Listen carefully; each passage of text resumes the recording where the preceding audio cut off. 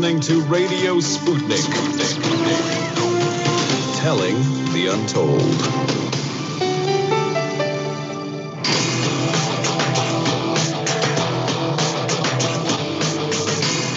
Fault lines. Live from across the divided states of America, it is now time for another edition of the most disruptive show in those states. In the independent corner, I am your political analyst, Shane Stranahan.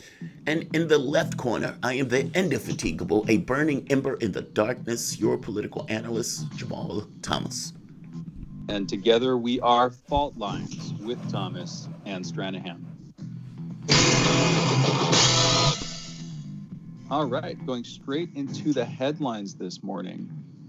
In the news, let's start off with this. As of 5 a.m. this morning, Hurricane Zeta has left more than 1.3 million homes and businesses without power across 5 states. Louisiana alone had over 500,000 outages. Zeta, which came ashore Wednesday in Louisiana as a strong Category 2 hurricane, weakened to a tropical storm as it roared northeast through Mississippi, Alabama, and Georgia early Thursday. Its effects also touched Florida, by the way. At least 2 people, one in Louisiana and one in Mississippi, have died in that storm. This comes as the Supreme Court yesterday let election officials in 2 key battleground states, those are Pennsylvania and North Carolina, accept absentee ballots for several days after the election day on November 3rd. In the Pennsylvania case, the court refused a plea from Republicans in the state that it decides before Election Day whether election officials can continue receiving absentee ballots for 3 days after November 3rd. In the North Carolina case, the court let stand lower court rulings that allowed the state's Board of Elections to extend the deadline to 9 days after Election Day, up from the 3 days called for by the state legislature. The court's brief orders in the 2 cases were unsigned. Pennsylvania order appeared to be unanimous, while the North Carolina one was issued over 3 noted dissents. Amy Coney Barrett, by the way, did not take part in the decision.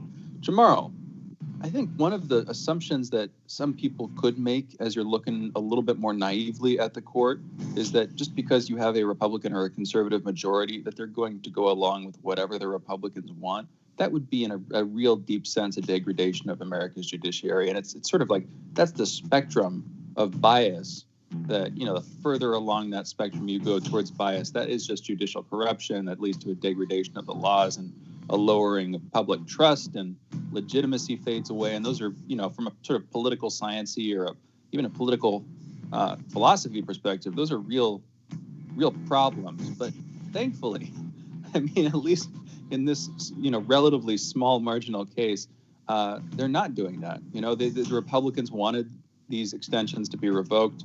That isn't happening. What's your take, Jamarl? Yeah, but that's true. But I suspect that when it comes to, let's say, other items, the court will do what it's expected. Like, for example, the Obamacare thing. That's the thing that's everybody is fantastically curious about. Is the court going to strike down Obamacare? Or for that matter, if there's any kind of election stuff. I just heard Trump talk about the election, saying that they were going to challenge various things. Well, if that gets to the Supreme Court, what is the court going to do? So I feel you. So yes, the court should not lose legitimacy.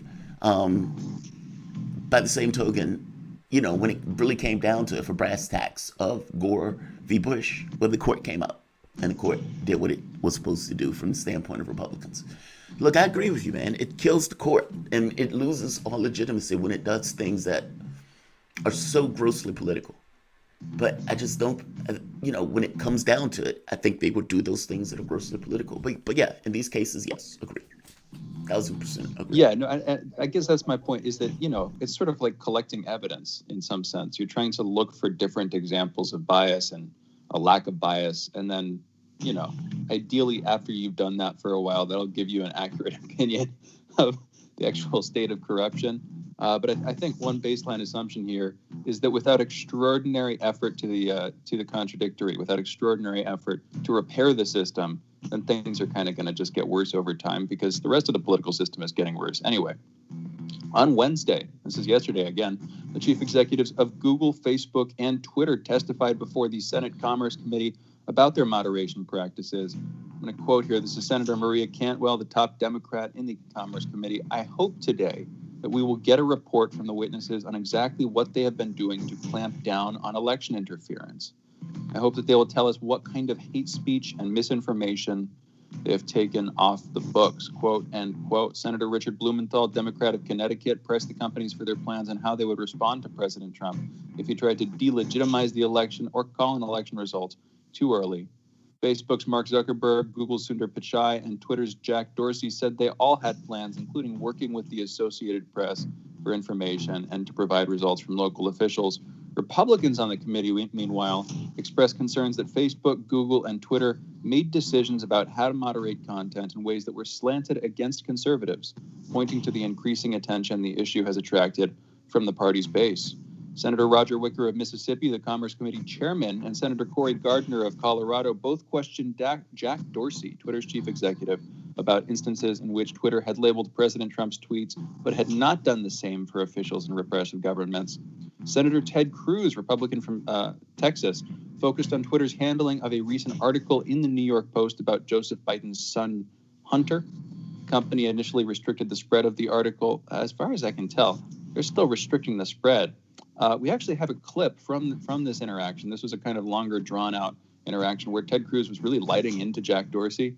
Andre, let's play this clip. Mr. Dorsey, who the hell elected you and put you in charge of what the media are allowed to report and what the American people are allowed to hear?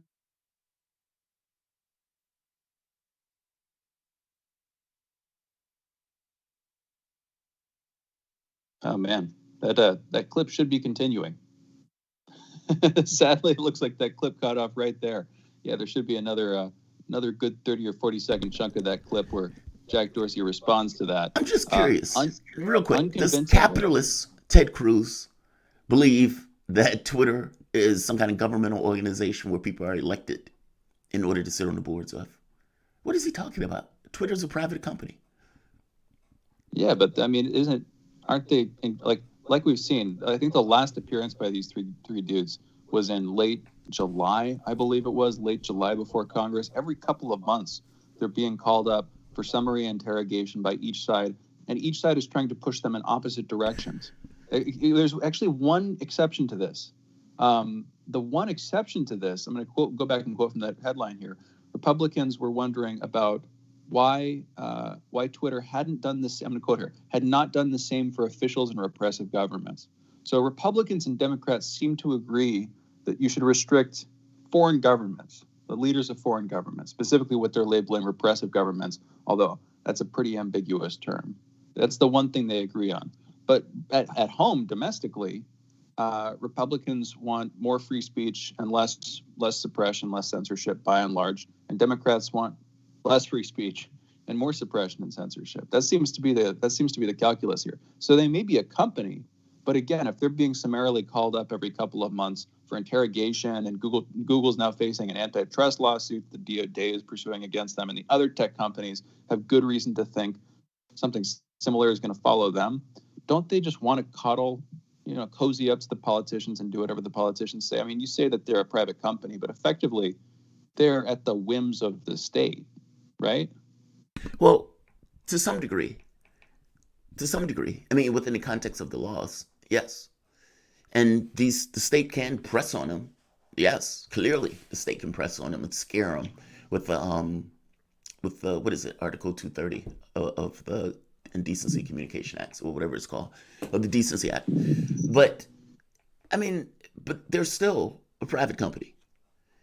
I'm making the point that Ted Cruz, who screams about capitalism constantly, is now attacking this company that's a private company, saying that, who elected you for doing X or Y. I'm just making the irony of this moment that a Republican who screams about capitalism constantly and freedom and whatnot is now attacking this company for apparently what he considers to be a non-elected board.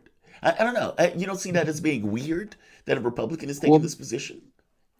It's where the whole platform versus publisher thing comes in, If you see them as a publisher, then they're going to be subject to certain laws, and they're conveniently not fitting themselves into that category right now. They're conveniently not exposing themselves to either the scrutiny or the liability. That's really the part. They're helplessly exposing themselves to pretty much anybody's scrutiny, anybody who cares to look into what they're doing. But they're, conveniently not exposing themselves to the liability they would face if they were operating under the laws under which they would be able to editorialize. You get what I'm saying, Right, of course. right. I mean, they're that's, a platform, and they're saying they're a the whole platform, they're not a Section 230 publisher. If they were a debate. publisher, they would be liable. I guess what I'm making the point, though, is something different. Ted Cruz, free speech Ted Cruz, who loves the free market, hugs it every opportunity he gets, is going after a private entity for something that was in the private entity's discretion, at least currently. I just think it's phenomenal in the way that these guys are putting themselves into a pretzel over this. Either it's a private company or not. No, I mean, I don't see him as a super hardcore libertarian. I mean, he's like certainly a libertarian leaning Republican. But I guess here's one of the things. I don't make the assumption that you have to, like, everybody's beliefs have to somehow arise from simple axiomatic convictions. Like, he's not a quote unquote libertarian in the sense that, as far as I can tell, he's not in every case pushing for, free, completely free corporate action, completely out of, oh man, it looks like the internet's out. Intense. Jamarl, you and I are having a private little conversation here. Oh, we are. What happened? They lost us. It's the internet's completely down at the studio. Okay, that sucks. All right. It does suck. So that means the entire channel is down. The network is down. Yeah. You're probably still live on your end, right? Yeah, I'm still live. Awesome. Hey folks. Yeah, I'm still live. All right, screw it. Let's do the news. All right. Keep Oh going. yeah, you want to? I'll just get back into it. Yeah, we do not have Andre's help for the sound effects, but we will have an interesting time for the next couple of minutes. Anyway, U.S. stocks fell sharply yesterday amid concerns over the latest increase in coronavirus infections and the disease's potential impact on the global economy. The Dow Jones Industrial Average dropped 943.24 points. That's 3.4%. It's 26,519, posting its fourth straight negative session. The S&P 500, meanwhile, slid 3.5%, or 119 points, to 3,271. NASDAQ Composite fell 3.7% to just over 11,000. The Dow and the S&P 500 both suffered their worst days since June 11th. And by the way, the U.S. indices took their cues from the European market benchmarks. The German DAX index fell 4%. The French CAC 40 slid 3.4%. The FTSE 100 in London closed 2.6% lower. So pretty much everywhere, numbers are going down in a bad way. Oh my gosh, I hadn't realized that we have so many headlines. I'm glad that we don't have Andre coming in with a sound effect in a minute or two here, because we've got like 5 more headlines in like less than half as many minutes. Jamarl, is it cool with you if I just keep going here? I would say let's try to cut it at 15. I mean, only if they ever come back and they want to take whatever we're doing right here and use it as a show segment, I'll say keep it in the same. All right, for sure, that makes sense. Unless, screw it. Go ahead, go for it. Okay. Go for it. Go all the way through. Yeah, however we want to do it. We do have extra time technically because the actual sound effect is not going to play. There's not going to be a break. But meanwhile, I'm wasting my breath talking about that. In international coronavirus news, India has reportedly passed 8 million infections, making it the country with the greatest number of total infections. That's exceeding the United States at this point. Also, Taiwan has now gone 200 days without a locally transmitted case of the coronavirus. In total, only 7 people have died from the virus there since the start of the pandemic. That island is home to almost 24 million people. In France, specifically in the French city of Nice, police say that 3 people have been killed in a knife attack. Nice's mayor said all evidence indicated a terrorist attack at the heart of the Notre Dame Basilica. Police said 1 woman had been beheaded in the attack, and Mr. Estrosi spoke of Islamofascism. The suspect was detained shortly after the attack. France's national anti-terror prosecutors opened a murder inquiry. Meanwhile, in South Korea's top court upheld a 17-year prison sentence on former President Lee Myung-bak for a range of corruption crimes in a final ruling Thursday that will send him back to prison soon. Lee has been convicted of taking bribes worth millions of dollars from big companies, including Samsung, and embezzling corporate funds of a company that he owned. He was also found guilty of taking bribes from one of his spy chiefs in return for his appointment and other favors. The crimes occurred before and during his 2008 to 2013 presidency. Lee has denied the charges. The Supreme Court also confirmed a lower court ruling that ordered Lee to pay 13 billion won, that's a bit over $10 million, in fines, and forfeit another 5.78 billion won, that's $4.6 million, for his crimes. It's according to court officials. Last headline here I'm going to throw in. NASA and SpaceX are set to launch a diverse crew of astronauts to the International Space Station as part of the Crew Dragon spacecraft's first operational flight. The NASA SpaceX Crew 1 mission is currently scheduled to launch on November 14th after a slight delay to assess an issue with the Falcon 9 rocket's engine. In a news conference Wednesday, NASA and SpaceX leaders expressed confidence that the issue had been resolved. The next mission comes on the heels of the successful launch and return of NASA SpaceX astronauts Doug Hurley and Bob Behnken this summer with the Demo 2 mission that made history by bringing launch capabilities back to U.S. soil for the first time in nearly a decade. And the next batch of NASA SpaceX astronauts includes a Space Force colonel, a black pilot leaving Earth for the first time, a woman who has logged nearly 4,000 hours in space, and a Japanese Aerospace Exploration Agency astronaut. And with that, those are our headlines. You're listening to Fault Lines. We're going into a very short break of silence, I suppose, and back with Jamarl's monologue in a couple seconds.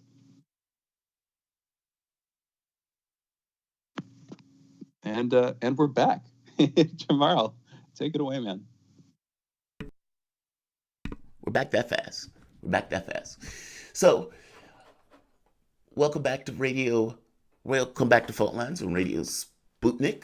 My name is Jamarl Thomas. I am joined by my co-host, Shane Stranahan. We are coming to you live out of our station in D.C. If you guys are in the area, you can listen to this content at 105.5 FM, also at 1390 AM, and of course, I'm talking about on the radio. You can also listen in Kansas City at 102.9 FM and 104.7 FM. If you guys are digging what Shane and I are putting down, whatever platform you're consuming this content on, give us a like and definitely share it. Also, if you want to join in on the conversation under normal circumstances, you can give us a call at 202-521-1320. That is 202-521-1320. So we were talking about Ted Cruz, and Ted Cruz basically browbeating the head of Twitter, Jack Dorsey, over not being able to basically say whatever they wanted to say on his platform. Two things are true. One, Ted Cruz is profoundly misunderstanding what Section 230 is, and I would say he's doing so intentionally. Now, what I mean by this is there's a dual nature to Section 230, where it's a sword and a shield for the platform. It does both. It allows the platform, within varying degrees, well, I'll just say it. 230 also allows the services to restrict access to any content they deem objectionable. In other words, the platforms themselves get to choose what is and what is not acceptable content, and they can decide to host or to moderate it accordingly. That means the free speech argument frequently employed by people who are suspended or banned from the platform, that the Constitution says they can write whatever they want, doesn't apply. Meaning, the browbeating of Twitter and the browbeating of Facebook for, let's say, taking off certain content doesn't apply legally. Whether you like it or not, they could do it. Now, what we're seeing, though, is basically the political instrument leaning on those companies to take off content they don't particularly like. In one case, Republicans are like, hey, you should let us, put on what we want to put on, but those other guys from the foreign countries, okay, fair enough about that. Meaning, like Shane said, they seem to be okay with them restricting some content, but not other content. Can't have it both ways. Meaning, you can't be happy or okay with them, let's say, suspending something from like one of our subscribers or one of the guys who comes on the show, Maruth. Basically, he transcribes a speech from Hezbollah or from one of the leaders from Hezbollah, and they cut him off just for transcribing the speech to put it in perspective. But you're complaining about them going after Trump, meaning you want selective justice either way. To make it worse, the Democrat position on this is worse. Ed Markey, somebody who I, under normal circumstances, greatly like, apparently is part of this authoritarian left who is making the argument for more censorship. More.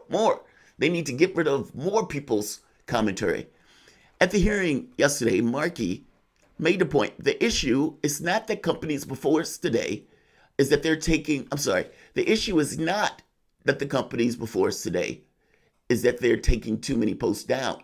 The issue is that they're leaving too many dangerous posts up. Dangerous posts. Now, if somebody went on Twitter and say, let's go murder X, yes, I agree, that's a dangerous post. And I think most people can admit that's a dangerous post. But let's be very clear. There are a lot of things on the margins that you would have people call dangerous that are not. And therein lies the issue. Who has the inert, perfectly objective point of view? Person beyond any notion of politics that looks at the world just as it is and gives you, that's dangerous, that's perfectly safe. Because I'm telling you, that person doesn't exist. There is no apolitical person in their flip-flops. Hey, do you believe in rape? No, that's wrong. Okay, great. That person is politics. I'm making the point that any person alive has an ideology. Anywhere you are is where you're at. And at some point, you're going to look at a comment and it's going to be a gray area. And that gray area is going to be infused with that person's individual point of view and that person's being. My point is, there is no way to do that in degrees. There are some things that we can agree, yes, that post is problematic. That, you can't just say, let's go murder that guy. And yeah, if there is a disease that is being spread that is killing people, and you say there is no problem, I'm the president of the United States, yeah, I think perfectly Article 230 applies for something like that. Ted Cruz doesn't, which is why I said Ted Cruz is trying to make this something that it's not. By the same token, the authoritarian left, who's making this argument that you need to censor more content. More content. Do you realize they censored Telesur? Because Telesur was given a commentary that was different from the point of view of the United States. They were censoring Palestinian sites. Again, a point of view that ran contrary to the United States. Censored Press TV, a point of view that ran contrary to the United States. It wasn't that any of these things were lying. They had their own point of view.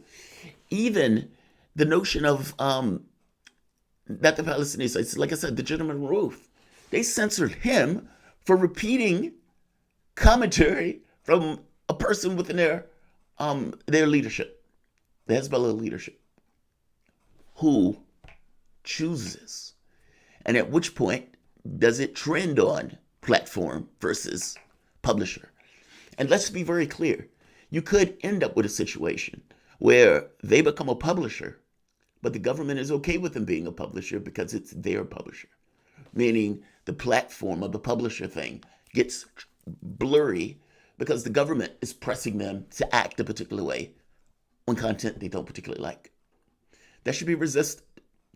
It's a fair point to say that these guys have a tendency to take down stuff.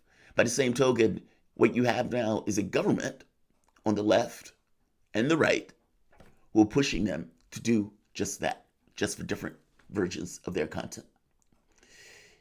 This is problematic.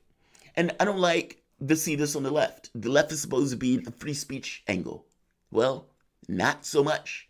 And if it's free speech, as long as you're saying something that we like, I'm telling you, that is not free speech. Free speech is intentionally, particularly for the speech you don't particularly like. And that's a Noam Chomsky quote, but I've always liked that quote because I think Chomsky is right. At the end of the day, it is difficult to figure out how we deal with blur spots, issues where the person is intentionally trying to kill or trying to maim or trying to whatever. But there is who do you trust to make that choice? And therein lies the problem. And for these guys in the government to make it look like it's somewhat easy for these guys to take down content, nonsense. They want them to take down particular content that they don't particularly like. And again, while I say that there are areas in 230 that allow them to do this, the question becomes, where is the line? And to hear Markey, somebody who I particularly like, making the argument that you need to take down more content, that's distressing. That's distressing. Every bit as much as it's distressing to hear Elizabeth Warren say she's going to take these guys to court. I'll leave it here. This is problematic, and it's not something, I see people like, yeah, we should take that down. We should take that down. No. Taking down should not be the first place to go to. It should be the last thing to go to. But again, these are private entities, and the question becomes, what do we do from the standpoint of either law in order to make it more fair? And I don't entirely know what that is. What do you think, Shane? I don't have this belief that everything should be fair game. Like, if somebody says, hey, AIDS, there's no such thing as AIDS. There was a rumor at one point going around, there's no such thing as AIDS. And if that gets passed around, I think that's problematic. Now, if it's something else that's this kind of weird gray area, like the New York Post piece, then at that point, it's like, that's nonsense. You have no right to take that post down and to come up with some cockamamie rule of, oh, well, we don't like leaks all of a sudden, all at once. In that exact moment, we don't like leaks. That's nonsense. Taking down the press TV stuff, that's nonsense. But when you get into something that I think is legitimately violent, then I think you have a problem. But that's not what they're arguing, though. Yeah, but even here's the thing, and I don't really care to get caught up on this. Even the example you gave about how AIDS doesn't exist, that's not violent either. That's just a case of what you would call misinformation and what I would call a lie or whatever. It is a lie, but if it spreads. Here's the thing. We're doing this little internet shuffle thing. I need to go off right now. I'll be back in just a minute here. Okay. All right. So apparently we're going to try to do an internet shuffle, and we're going to try to see if Radio Sputnik has the ability to get us back on air. And if so, I assume they're going to give us a call. This morning has been a little weird. The network was having internet issues, and one of the computers apparently was having problems. The goal was to apparently take one down and then bring the other in. Apparently that did not happen. Apparently both of us went down. And so it's unclear whether or not the entirety of the station, meaning the network, went down, or whether it was just us. So Shane is checking now, and I am going to try to contact the radio station. So we'll be right back. Ideally, hopefully.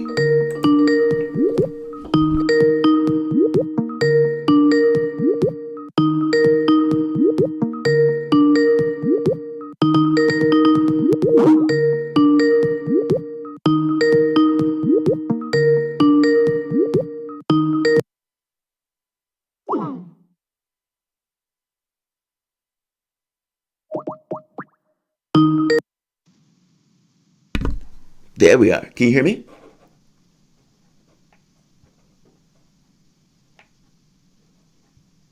Hello, hello?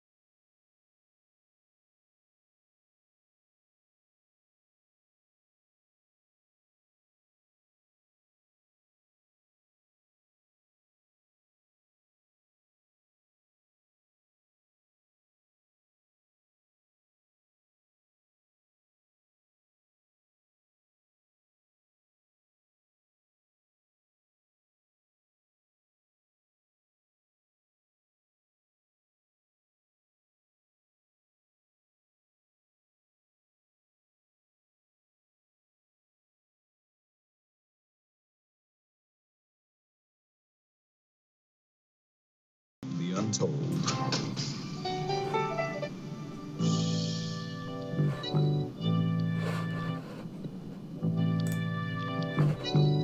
What's the most important hour of the day? It's the Critical Hour with Dr. Wilmer Leon. On this show, we don't just deliver the latest headlines, we divide the real from the fake.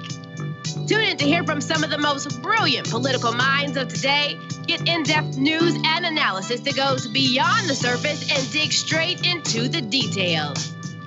Set your clock to the Critical Hour for a news perspective unlike any of those other guys. Tune in to the Critical Hour with Dr. Wilmer Leon, weekdays 6 to 7 p.m. Eastern, and catch us on Facebook Live. You're listening to Radio Sputnik.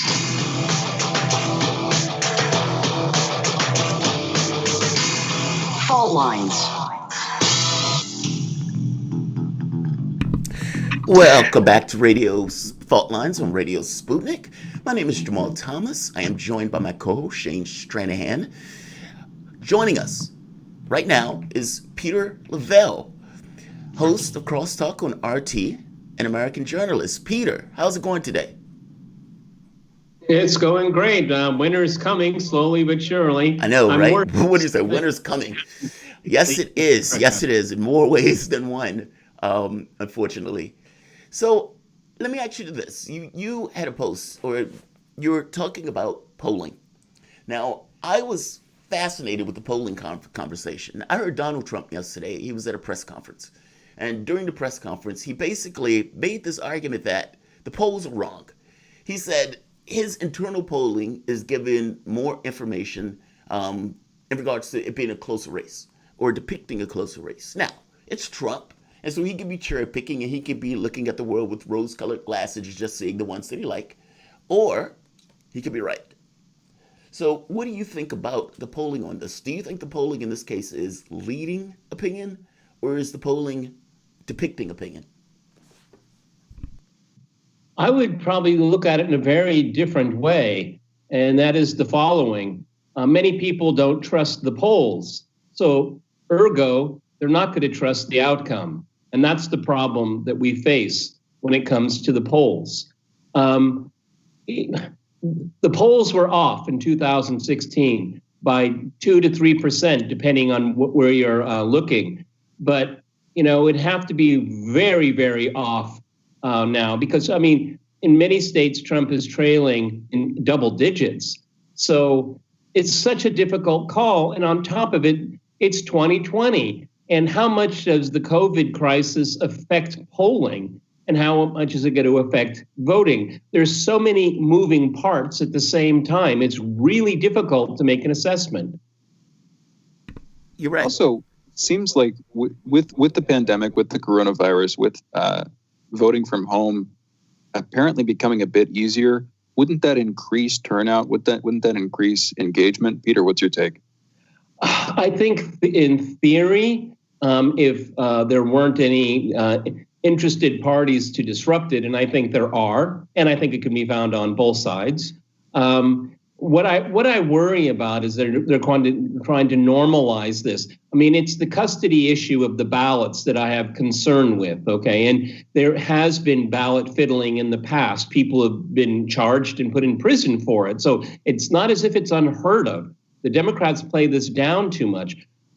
There are improvements, but I think we need a bulletproof approach to make sure that people have confidence that their vote is being counted. So again, I'm going to have to give you a wishy-washy answer because, well, it's being tried out. Let's see how it works and if people will have confidence that their vote is being counted. Like I said, there's so many moving parts here, and I'm really worried what's going to happen on election night and the few days after that, because it seems quite clear, unless either candidate gets like a Reagan-esque landslide, we're going to be mired in litigation, and it could take time, and that's going to create an awful lot of anxiety and probably tempers are going to flare. My biggest worry is actually if both candidates declare victory at the same time. Yeah, who leads? I mean, the issue of leadership and the issue of sovereignty. And yeah, I suppose the public is going to start getting antsy when a choice hasn't been made. It's like this question mark is just kind of perpetuating about who wins.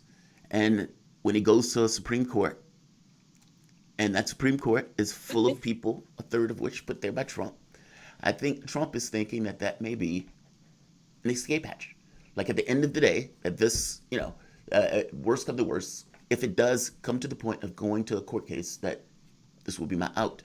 I could be wrong, and that might be one of those cases that are so big that they may not necessarily want to go that route. But my concerns are the same as yours, Peter. Why do you think they wouldn't? Let me ask you this: from the standpoint of our politics, we seem more than pretty much any country that I've ever visited to be okay with a broken electoral system.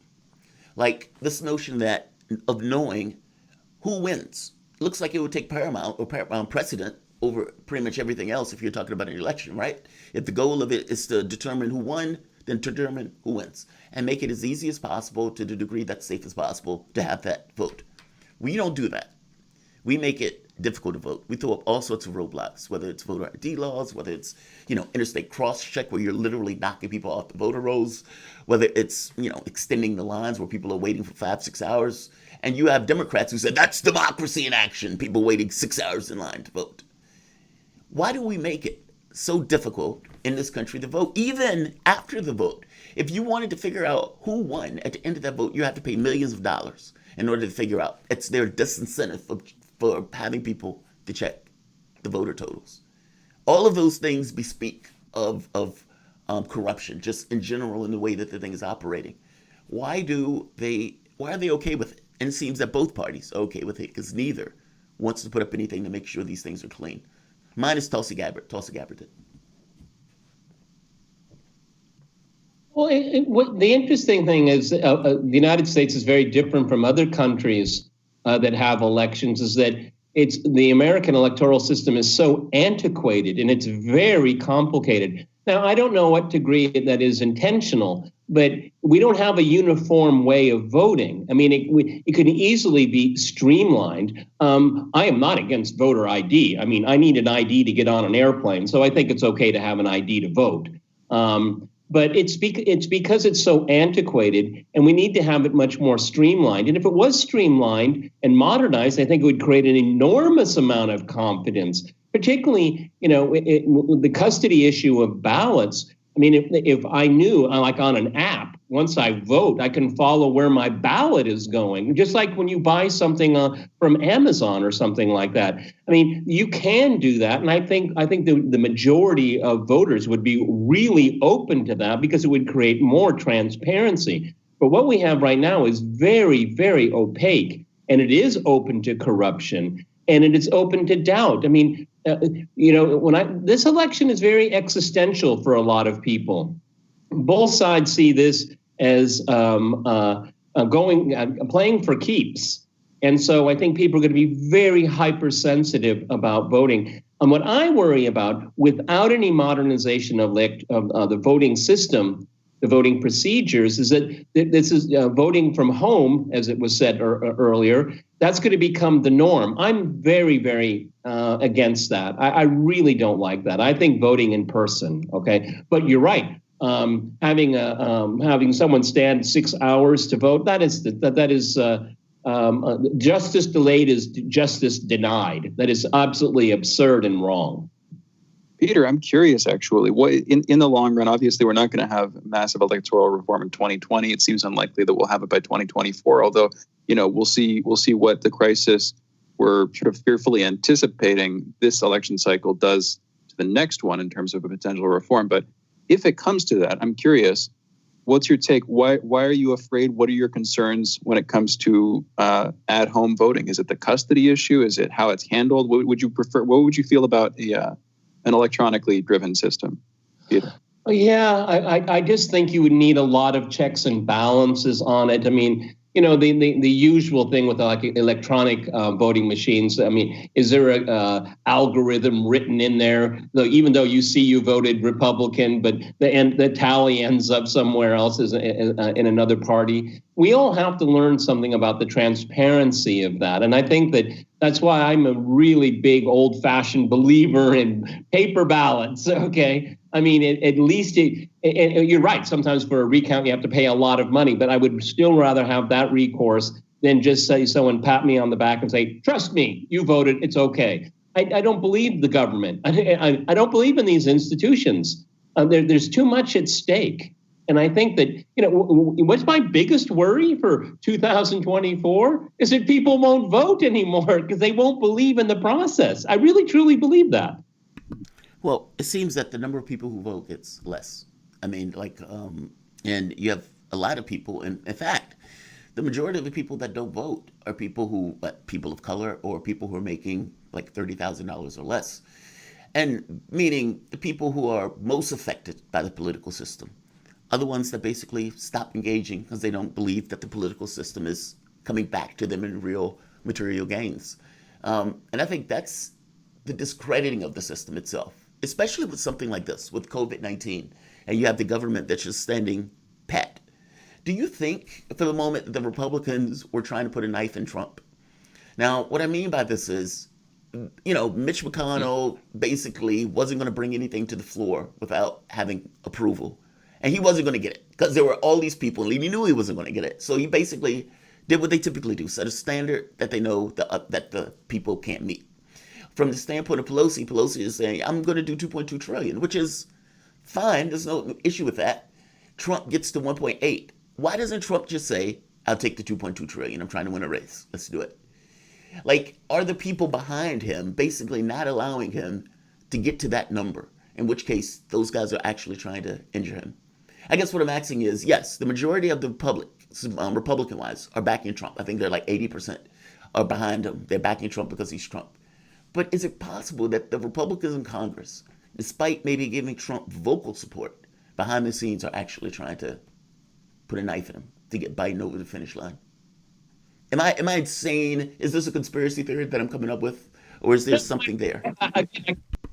I kind of would go through and take a different trajectory, though, but I get what you're saying. I mean, the Republican caucus in the Senate, they wouldn't go along. I mean, when they smell defeat, they go back being fiscal hawks. Okay, they're never fiscal hawks when it comes to the military, but when it comes to working, exactly, they're fiscal hawks. Okay, for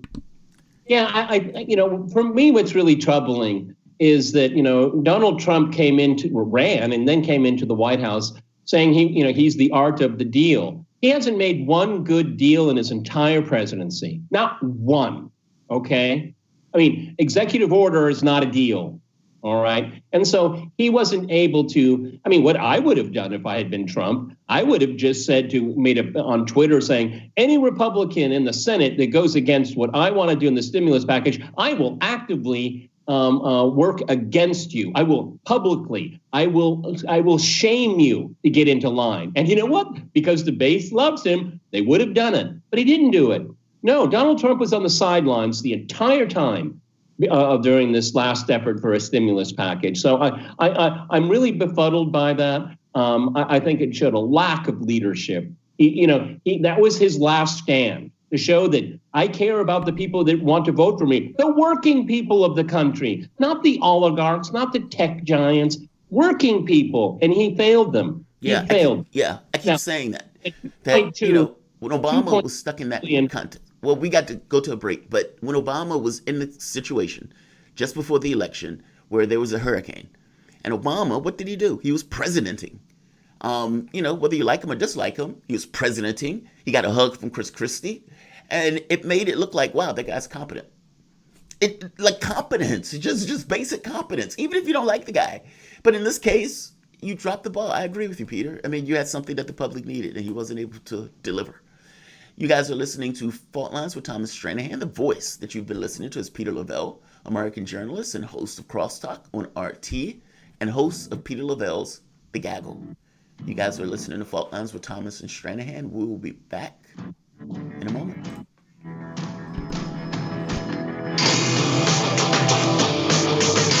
Fault lines. By Any Means Necessary is your guide to the movement and efforts shaping the world around us, from mass incarceration. No longer am I interested in or concerned with prison reform.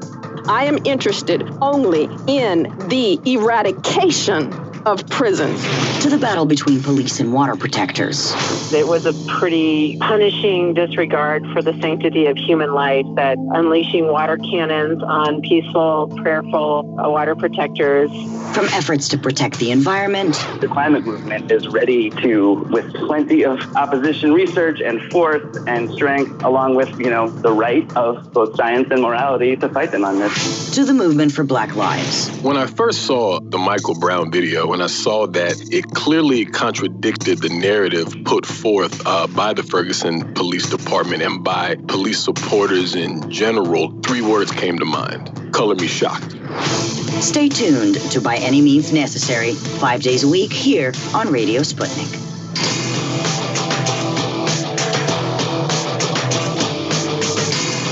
Fault lines. And we're back. You're listening to Fault Lines with Jamarl Thomas and Shane Stranahan, and our guest, Peter Lavelle, host of Crosstalk on RT, an American journalist, and the co-host of The Gaggle with Peter Lavelle on YouTube. Peter, let's just do a quick check-in. Last time we had you on, we were kind of giving an intro to your relatively new show. It's a couple months in at this point. You've been putting out many episodes. You're prolific over there. How's it going for you? Oh, it's going. I think that the Gaggle is facing the same usual problems on YouTube, a bit shadow blocking and things like that. So, but we're working away on it. We this week we got our new license, and so we'll start doing live shows maybe within the week. So it's slowly but surely, but a lot of people have taken interest in it, and I think it's going to be a success. But as you well know, my friend, it takes a lot of work. Every day we put up new content, and that's the only way it succeeds. That's good to hear. Glad to hear about the new license. Seems to be going well. And with the shadow banning that you're talking about on YouTube, that's actually a pretty natural segue to something I was curious about your opinion on. What did you think of the chief exec appearances from social media companies, from Sundar Pichai from Google, Zuckerberg, of course, from Facebook, Jack Dorsey from Twitter yesterday? What did you think about the Republican hammering, Democrats asking for more suppression of information? What did you think about it from both sides, Peter? Well, the entire hearing was about the 230 cutout for these platforms. It was well into in the beginning of the second hour that the topic of the cutout of the 230 of the Communications and Decency Act was even mentioned. So I had to wonder even if the Republicans are serious about this. Okay, was it just a show? Was it just to wave the flag and say we're concerned about this? I mean, Jack Dorsey,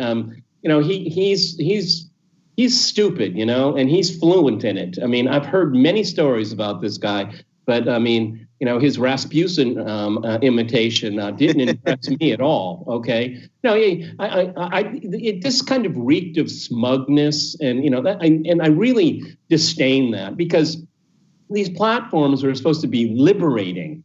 We were all supposed to be play on an equal playing field, and they've become richer than God. And then they control what they think is true. Okay. Well, I find that abhorrent. Okay. I don't bow down to these people. Okay. And they really didn't explain themselves. I mean, Dorsey made a complete fool out of himself.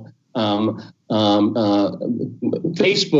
Zuckerberg, he looked like a weakling. He looked afraid, but I don't think anybody's going to touch him. So I don't know. It was more of a show trial than it really was of substance. Of course, Ted Cruz got to make a big. He owned the news cycle. Good for Ted Cruz. But Ted, is anything going to change? Okay, I'm really tired of this grandstanding, because this cutout, the 230 cutout, it's destroying our democracy. It's destroying it.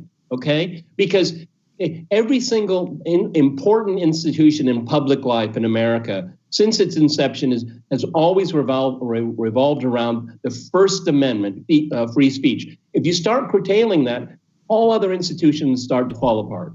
But Peter, this is a private company. Look, I agree with you from the standpoint of the Section 231. No, it's the utility. Well, let me ask you this. it's Wait. Let me ask you this.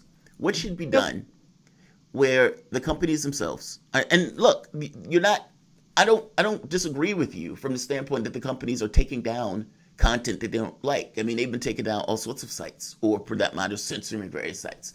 And oftentimes this stuff is went in line with the public or the government's interests. So it's like, oh yeah, we don't like that perspective from Press TV, so let's get rid of that. It's that type of stuff, or Palestinian sites. So I don't disagree with you in that sense. But, I mean, Section 230 does allow them to do it, especially when you have a government breathing down their throat because it's saying you got Donald Trump elected. So what would you do to change that? Meaning, do you instill some kind of free speech thing? Do you make them some kind of component like a public service?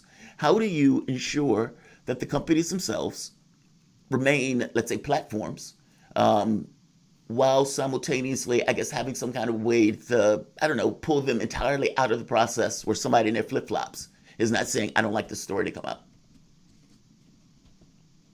Well, first of all, these tech companies didn't get Donald Trump elected, okay? That's just pat on its face true. No, I agree.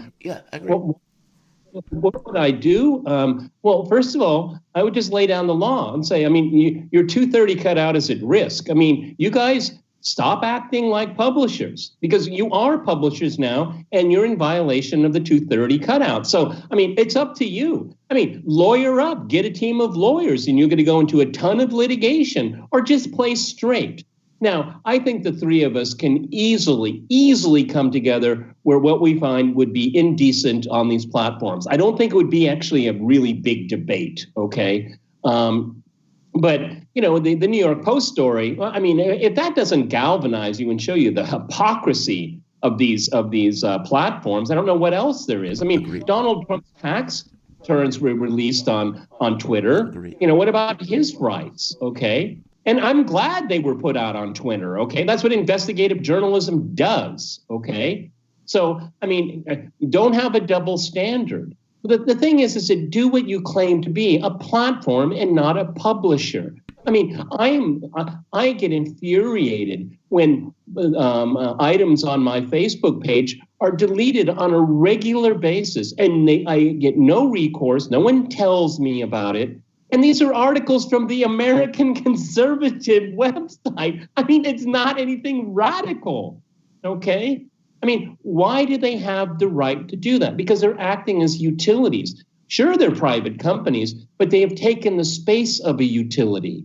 Now, if they can't get their act in order, which I don't think they can, because I think they're ideologically driven beyond repair, then we just turn it into a publicly operated utility, and it will serve the public. Simple. It's not hard. Here's where I get concerned about that, because I broadly like the argument and I broadly agree. A sort of another background assumption that we can have is that culturally, the internet seems to have almost always, even though it was originally a military project, had at its core this dream of sort of open, public, voluntary participation, where, if you sort of take away the slightly more modern corporate overlay of startups and of these, behemoths, these corporate behemoths that are the social media companies, if you take that off for a second, there is fundamentally this dream. I can start something. If it works for other people, we can get together and we can do something with it. And then, of course, you throw money into the situation and you're able to capitalize on that, and it becomes this very, very, very large entity. But that dream, it seems to me, is in some sense what we're seeing in serious decline right now. And that dream was fundamentally decentralizing. Formerly, basically every other form of media, excluding pamphlets maybe, and excluding, really, really cheap sort of DIY musical production. Every other form of media had a really high capital initial startup cost. You needed a bunch of money to get going. And that made it subject to pre-existing conditions of power. In other words, it was sort of asymmetrical. In order to get going, get distributing your information, you had to put a bunch of money in or have a bunch of money invested in you. And this applies in pretty much every case, including the printings of books. Again, accepting pamphlets, which are relatively cheap in comparison, even to print books from mass production, that's expensive. That's an expensive initial cost. The internet, of course, quote unquote revolutionized that. And it seems like that is what we're seeing in decline really sharply. And here's my concern, though. If you make it a utility, what I see happening is more of the same. What I see happening here is not these social media companies. Sure, there's some independent political bias within the companies, but by and large, both the Republicans and the Democrats are pushing for more suppression of speech they don't like. Whether it's speech at home in the case of the Democrats, they're by and large pushing for more domestic suppression, or in the case of both parties, suppressing the speech of political leaders and political entities in nations that we sort of arbitrarily label repressive. In either case, it's just suppressing more speech. But if you put social media, if instead we stop using if instead of using the phrase social media companies, we start using the phrase social media utilities, if we sort of change the ownership, I don't see that going away. I see the government doing more of the same. But Peter, where do you see that going? Well, I have an answer to that, and it's not the best answer, but I think it's better than what we have right now, is that it should be something that the people legislate. I mean, this is something that Congress needs to weigh in. Now, if Congress votes on laws that you don't like, then the next round you vote them out and you vote somebody that will back your how you would like to see these social utilities run. And you know what? I mean, these utilities could generate a lot of tax dollars. Okay, you could wipe out poverty in America with the amount of money that these tech guys are making. Okay, so I don't see a lot of downside to that. But I hear your point, and the last thing I want to do is have the government always determining what we can say and what we don't say. Okay, and that's where censorship originally came from. But because of our technology, private companies now censor. I hear this argument all the time. They're private companies. By definition, they can't censor. Well, they're much more than private companies, okay? They are the public square. So we need to delve into that. Breaking them up wouldn't be a bad idea. Make them compete against each other, which would be a very good idea. We'd have higher quality and more innovation and maybe more participation. I think there'd be a lot less. They'd be much more hesitant to start banning people, and there would be a set of rules and understandings of what Congress would pass and what these platforms should be doing. How do you like having to have to bend down to Jack Dorsey? I mean, the guy's adult, okay? I mean, I've heard this from many people that have met him, okay? It's terrifying to know somebody like that controls such a powerful platform. I would much prefer to have Congress regulate it than a billionaire that just on a whim decides you can't read that. This is a fascinating conversation to me. We only have like a minute left, so I can't necessarily go entirely into the question. But how do you view this versus things like water or things like food or things like basically we're having a complaint or a conversation about a company restricting speech, but what about companies and their ability to restrict, let's say, like electricity? Or I don't know. I'm fascinated by this because it gets into this conversation about where private entities can cord off a particular lane and say, this is mine. We're going to talk about it the next time you're here, Peter. But the voice that you've been listening to is Peter Lavelle, host of Crosstalk on RT and co-founder and host of his brand new political commentary show, Peter Lavelle's The Gaggle. Peter, thank you for joining us. I always appreciate it when you come on. Thank you. Thank you very much. So, Shane, what do you think about that? I mean, because, I mean, there is this difficulty, right? That the moment that you say, we're going to make this a public utility, then you're still subject to the same forces, right? In fact, you may be even subject to them a little bit more than what you were before as these guys as private entities. How do you think you should get around that? Because that's basically what we're talking about. In 10 seconds, yeah, because we've got to go out. In 10 seconds, I think what matters more than some silly, old ideological divide between capitalism and socialism or whatever is solid leadership on either end. And we need more of that. In any event, we've got to go into a break. We'll be back in a minute with headlines.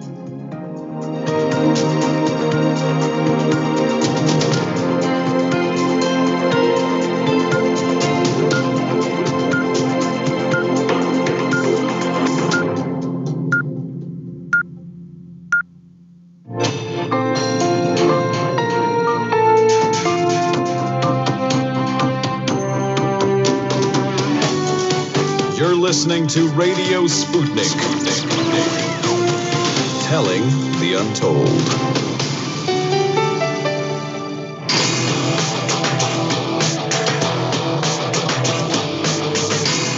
Fault lines.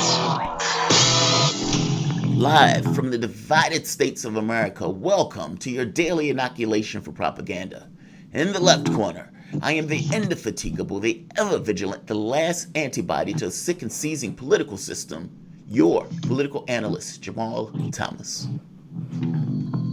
And in the independent corner, I am your political analyst, Shane Stranahan. And you are listening to Fault Lines with Thomas and Stranahan.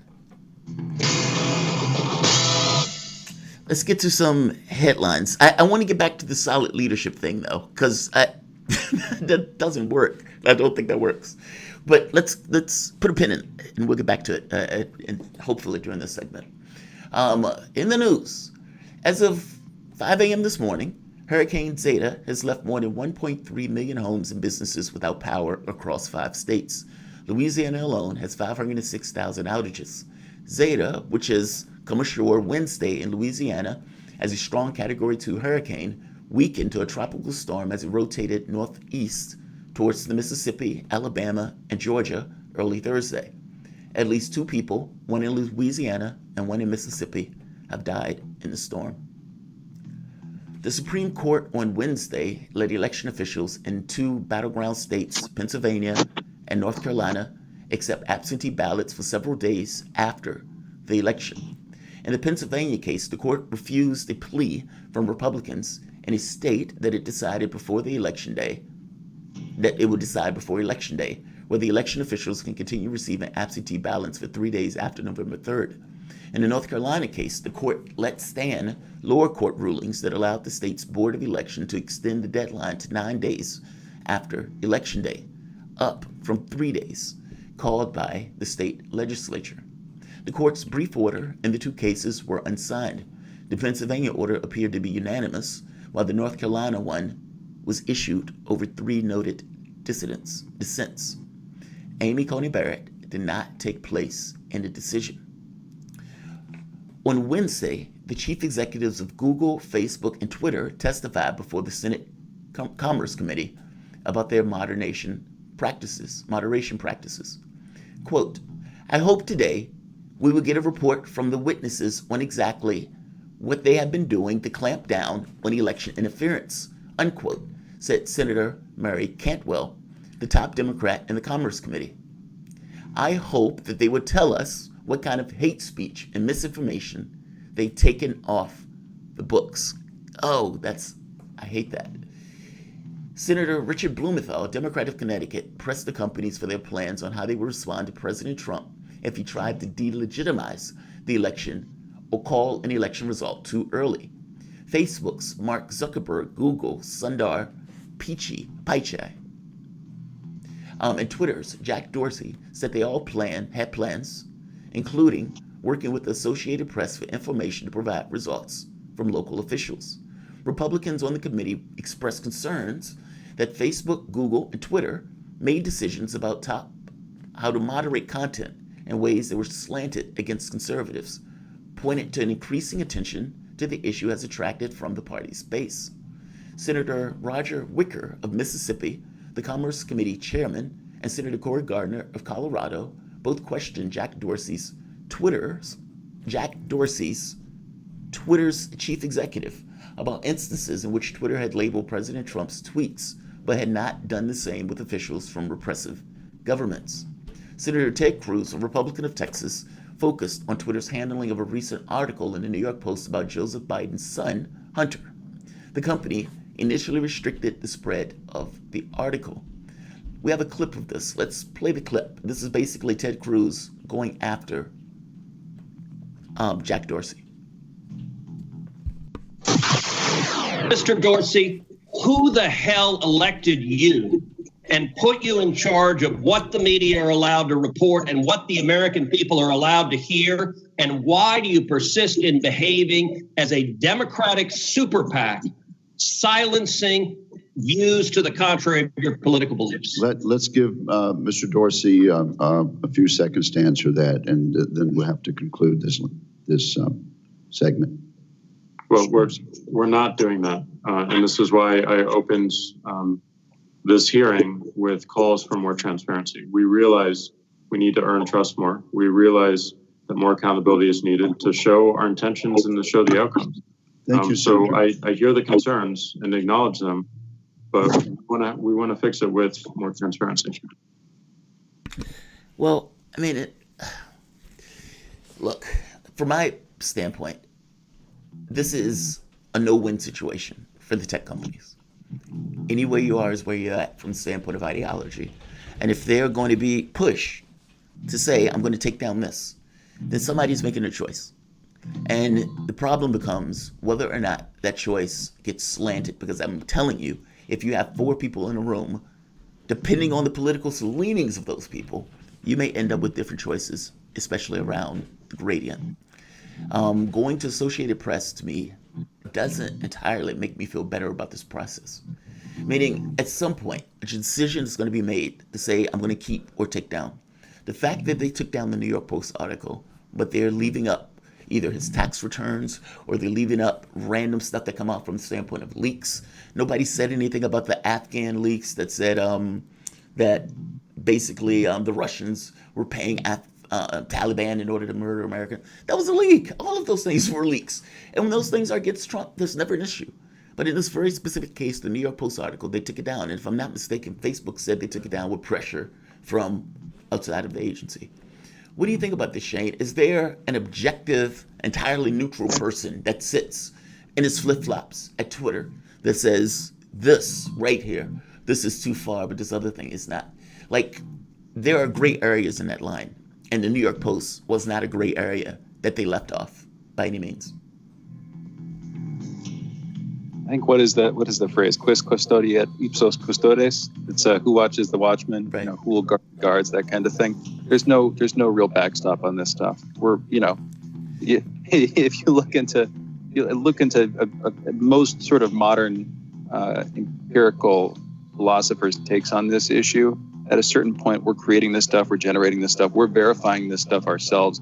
There's no mathematics or the truths of these stories, and there's no real way to disentangle bias from belief when it comes to what counts. So no, I mean, there are definitely teams of people, to answer directly, there are definitely teams of people at Twitter, of course, who are moderating this stuff. But what I want to keep going to fundamentally is who is driving them to do that. The companies themselves, if they have a profit interest in this stuff, the profit interest is making sure that they don't get broken up by the government for not doing what the government wants them to do. Twitter doesn't care. Twitter wants to make ad bucks. Facebook wants to make ad money.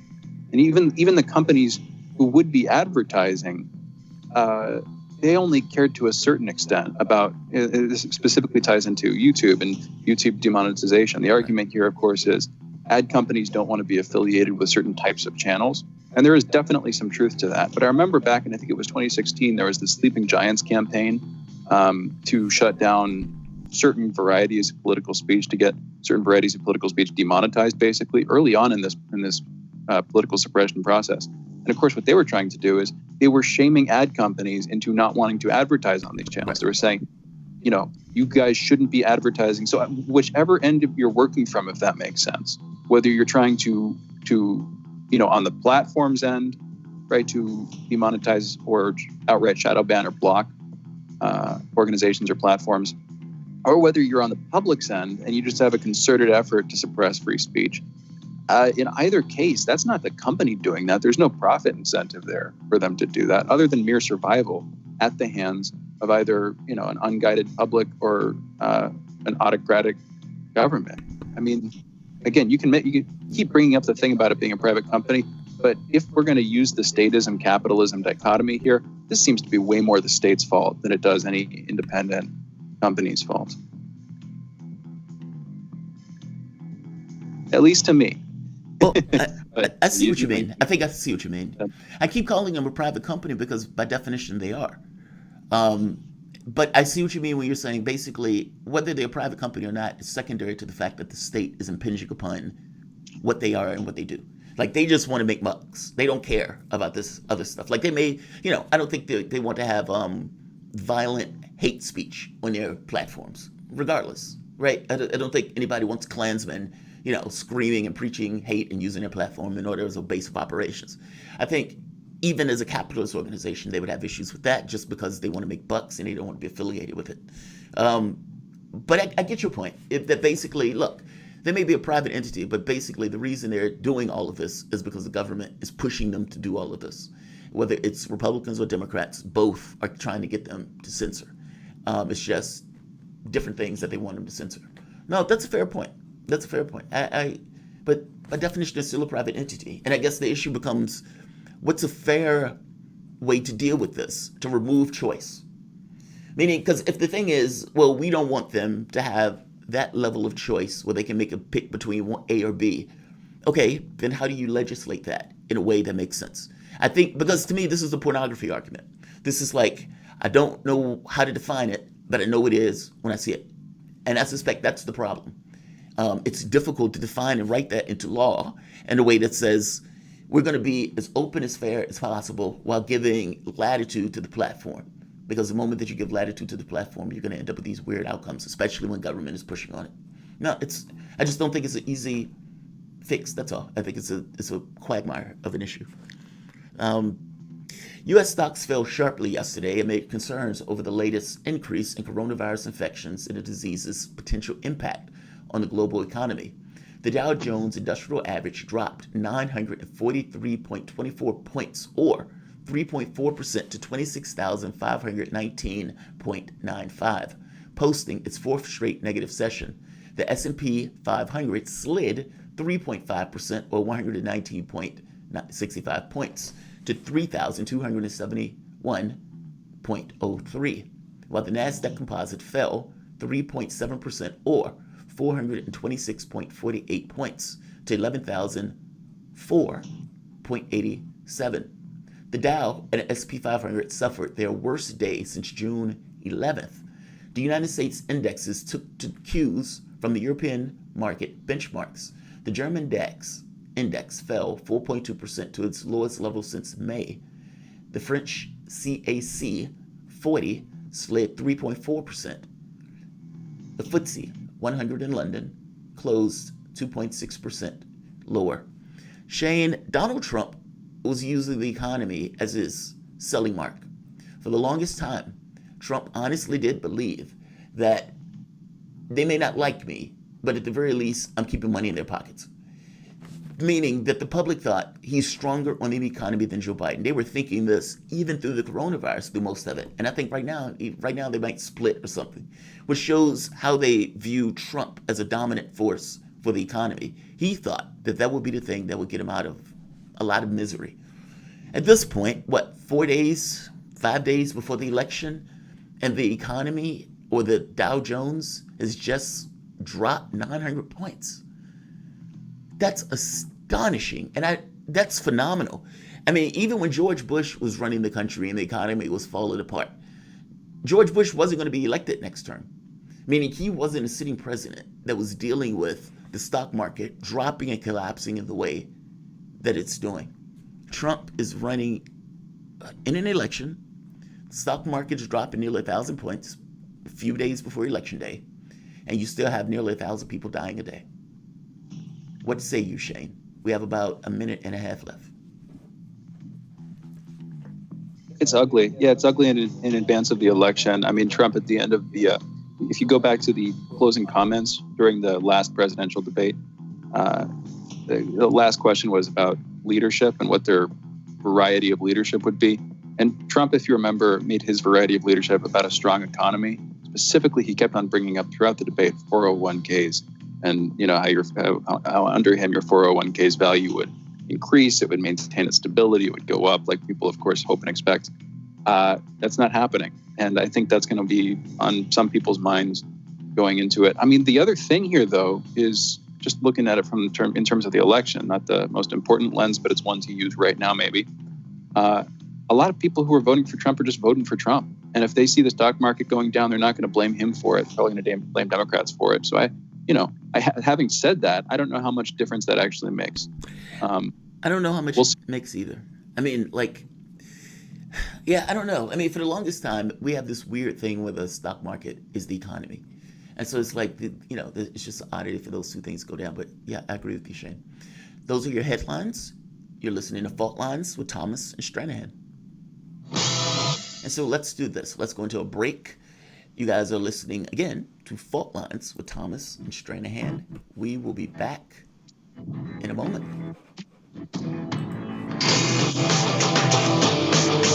Fault Lines. Want to talk? Get in touch with us at radio@sputniknews.com. Feeling kind of blue, but maybe also kind of red, and kind of purple, and kind of alone? You've got a friend on Radio Sputnik. Tune into Political Misfits from 12 to 2 Eastern Time, Monday through Friday, for news, politics, and culture without the two-party bias. Catch us daily on 105.5 in Washington, D.C., or 102.9 or 104.7 in Kansas City. Or find us on Twitter, Facebook, YouTube, Spotify, or wherever you get your news.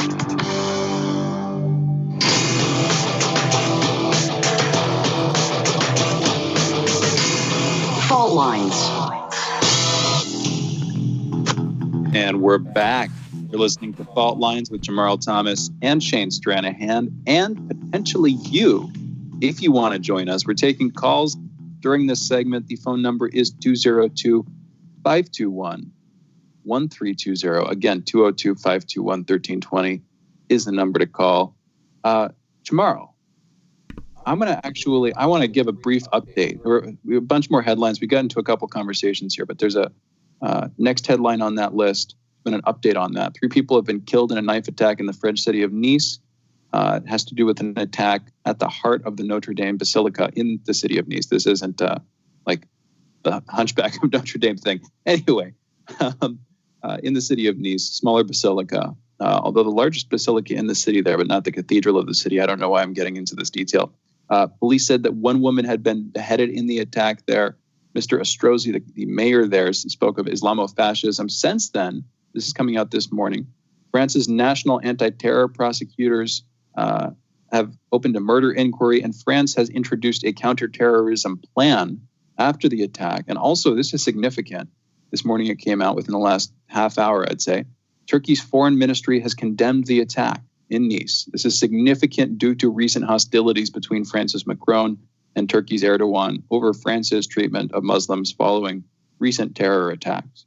And this also comes in a sort of moment of potential wider fragility in the bounds of the NATO alliance, whether Turkey's going to remain in that, to what extent. Anyway,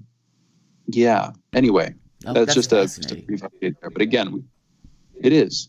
Yeah. And again, we are taking your calls, 202-521-1320. I believe we have Michael calling in from Silver Spring. Michael, you're on the line. What's going on? Good morning. We're at a point where everyone is just doing what they have to in order to survive. Well, yes. I think. Go ahead, Michael. I don't know, but I mean, I could agree with you. I could disagree with you. I could try to qualify it, but kind of where are you going, Michael? What's your take? Yeah. That's it. That's all I got for today. Thank you, Michael. Thanks, man.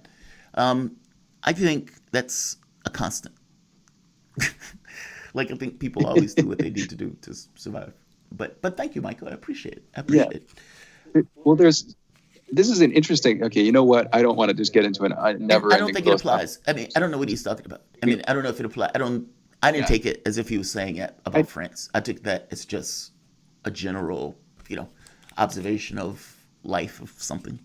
I do want to talk about the France thing. I think what he's getting into is that we're at one of these extremities. We're at one of these sort of economic extremities and political extremities where we're on the edge of a apparently dangerous crisis, and people kind of don't know what's happening. And so people are in a mode where, from the top to the bottom, instead of trying to mobilize for some larger progress in an ideological or even spiritual sense, they're, battening down the hatches, so to speak, and doing what they have to do to keep themselves and their family members and their friends alive, that kind of thing. I think there's some truth in that.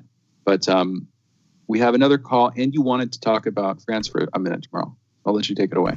Yeah, so right now, France is in this kind of, they're in this weird position where they're not wrong for their position. Meaning, don't get me wrong, they go too far. Like I said, the running onto the beaches and ripping off headscarves is a horrible image and problematic. But they have a secular state, and they are, they greatly push to maintain that secular state. That's not necessarily something that's just coming from the top. It's something that's somewhat ingrained.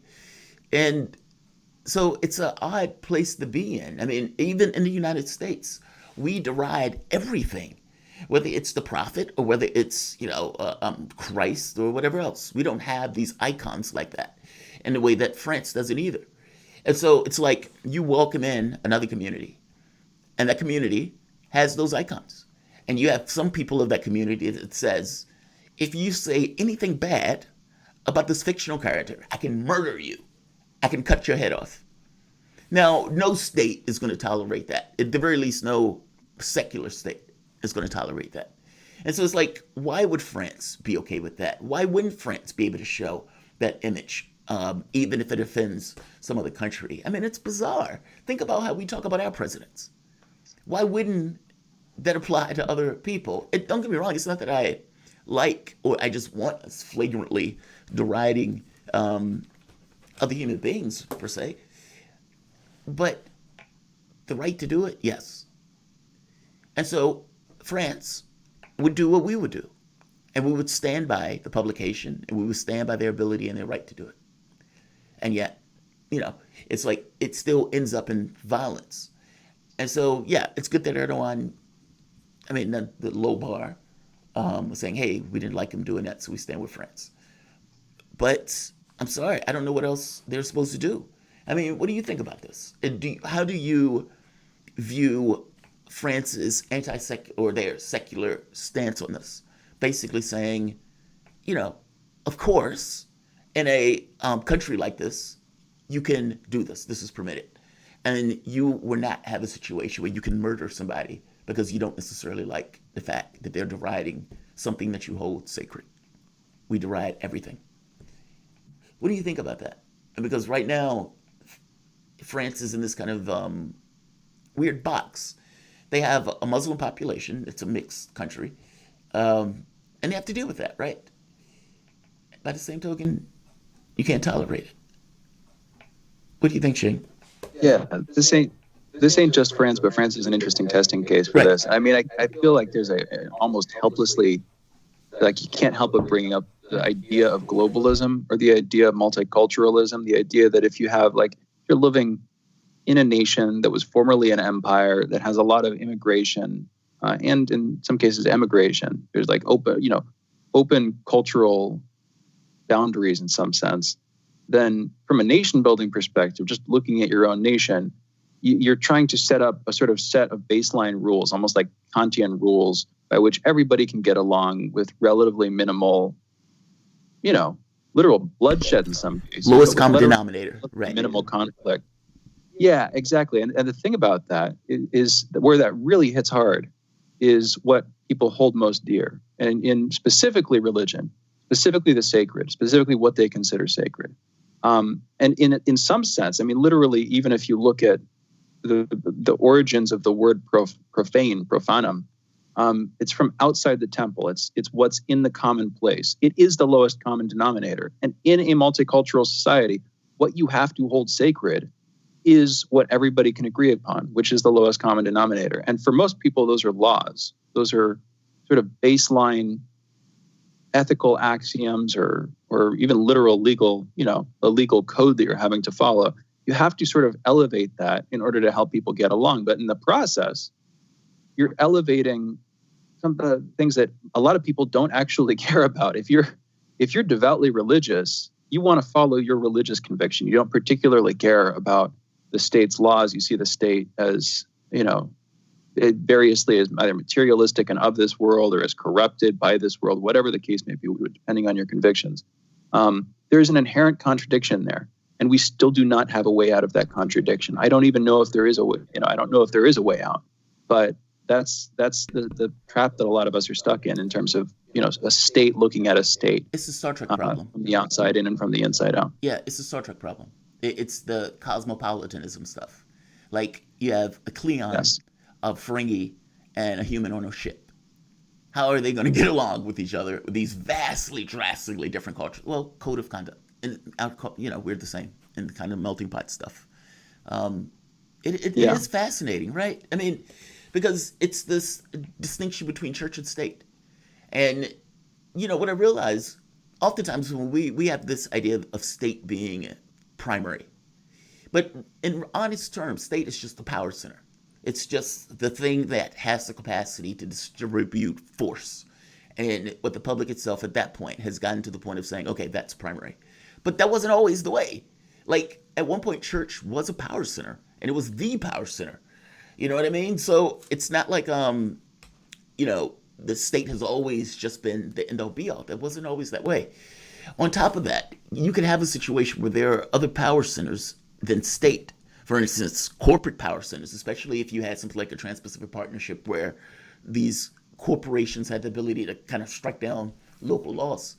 Like right now, state is the power center, and that's the one that all of us accrue around as being sovereign. And so at that point, church is subordinate in our time period. But it wasn't always that way. But in this very specific case, the state has to ensure those basic laws. And those basic laws in this very specific case is, hey, you can't murder that guy for your fictional beliefs. Or at the very least, if you can't bring your guy into court to prove that he's in existence, you have no right to kill that guy. And even if you could bring that guy, you still don't have the right to kill that guy. Like, that's a drastically different cultural idea. We've got 2 calls. Oh, go for it. I'm sorry. I didn't see the calls on the thing. My bad. No, you're totally good. There's a breakdown in communication apparently here for some reason. Tarif calling in from New Orleans. Tarif, you are on the line. What's going on? Good morning, gentlemen. Free Julian Assange. First of all, I'd like to say, I was listening to Roger Stone yesterday. He was on a LaRouche Pack yesterday. They was interviewing him, Kurt Rivey, and some other people.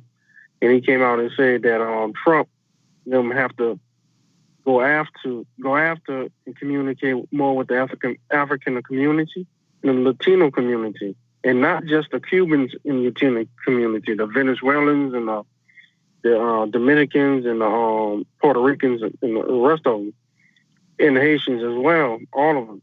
If he want that demographic to go, if he want to get more African American Latinos, because right now it's a close race, and the people on both sides are telling the Biden campaign is a landslide, and the Trump campaign is going to be a landslide. That's not a good thing for Trump.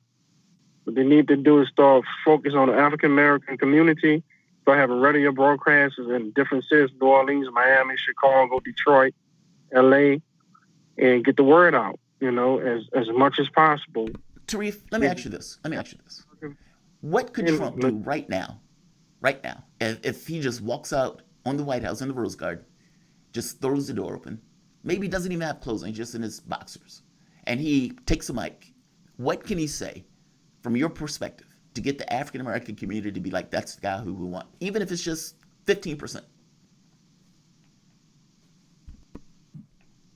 In my opinion, a good jobs program dealing with trades, machinists, auto mechanics. You go to school, and yes, Tarif, yes, we're basically out of time, but I just want to jump in on that. Tarif, I always like your calls. You come up with some really creative and independent ways of solving problems, and on this one, we just completely agree. I think, this is my my thing possibly, but I think America should seriously consider moving back into high-tech manufacturing.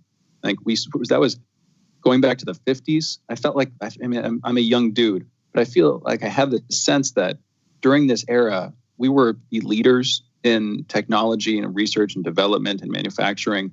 That was the sort of the dream of the 50s or the 60s, the sort of a familiar dream, Jamarl. It is the Star Trek dream in some sense, a dream of like a technologically advanced, Pacific, free future. Yeah. I mean Pacific in the peaceful sense, not the ocean sense.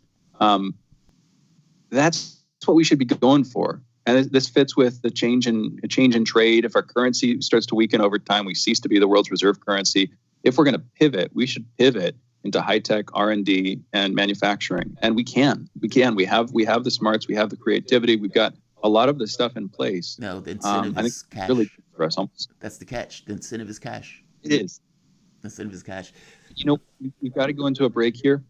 Tom, calling in from Florida. I'm sorry we didn't have time to. Please call us back in a little bit over an hour. There's a communication breakdown on our end for some reason. But my apologies. In any event, we've got to go into a break. We'll be back in a minute. You're listening to Fault Lines with Jamarl Thomas and Shane Stranahan. Be right back.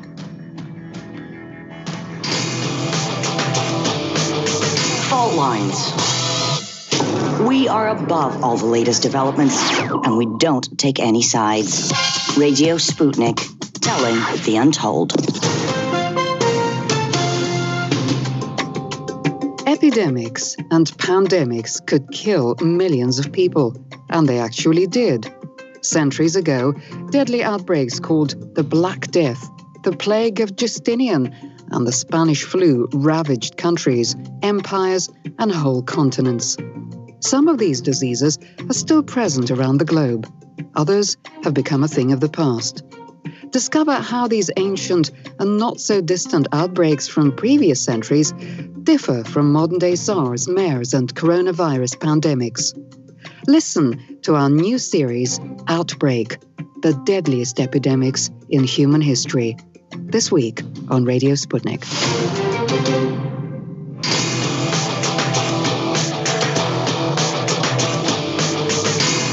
Fault Lines. And we're back. You're listening to Fault Lines with Jamarl Thomas and Shane Stranahan. And our guest, Elijah Magnier, is a veteran war correspondent who writes at elijahjm.wordpress.com. You can follow him on Twitter, EJM That's ALRAI, EJM ALRAI. Also, again, his website, elijahjm.wordpress.com. Elijah, thank you for being with us. How are you doing this morning? Hello, thank you for having me again. I'm fine, thank you. Great to hear, and thank you again for being with us. All right, I want to talk about this. The U.S. proposed, and I'm literally quoting from the title of your article over on your website. Also, you can find that ejmagnier.com. The U.S. proposed a partial withdrawal and ease in sanctions, and Damascus rejected the offer. Why did Damascus reject the offer? What was in the deal that Damascus found sour to, Elijah? Well, there are many details that have been mentioned to the media, and we can share it today. First of all, the Americans are looking for 6, not 2 Americans missing in Syria, and they believe they are held by the Syrian authorities. Second, the timing of the conversation and the negotiation, because it's important to understand that the American administration is moving from contact to negotiation. That's a second step beyond the just simple contact. And in these negotiations haven't started this year. They've started in 2017 when Secretary Pompeo was even ready to travel to Damascus and recover what he believes is an American hostage is held by the Syrian Authority. And at that time, the meeting happened at the Damascus airport. And again, the Syrians are asking again and again and again when the Americans are going to withdraw from the country. And in the last meeting in August, there were messages sent by the U.S. administration from President Trump directly to President Assad via the Lebanese Brigadier General Abbas Ibrahim. And there were other visitors who came to Damascus to ask again for the hostages, all the prisoners, if they can be released, and if Syria can do something about it. So from the Syrian point of view, they consider, the authority officials consider that it is not possible to negotiate with an administration that is probably leaving and has not much to offer. That's first. Second, it's better to postpone the negotiation for after the presidential election. Third, the negotiators didn't have the authority to negotiate a real serious U.S. withdrawal from the Syrian occupied territory. And here we're talking about a huge part in northeast Syria. And we're talking also about the borders between Syria and Iraq. And this is where the Americans maintain a very strong military presence on both sides. They are occupying.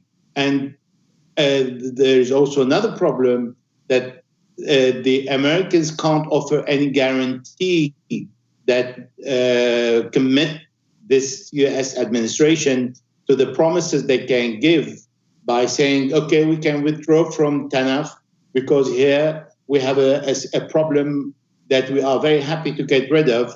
There is a Rukban camp with 60,000 Syrian refugees that we are providing food, water, medical supply, and we would like to get rid of them and send them back to you, like Jordan is doing and like Lebanon is doing before the 2021 Syrian presidential elections. And the Syrian authorities is saying, well, what are your guarantees that you're going to pull out from Syria?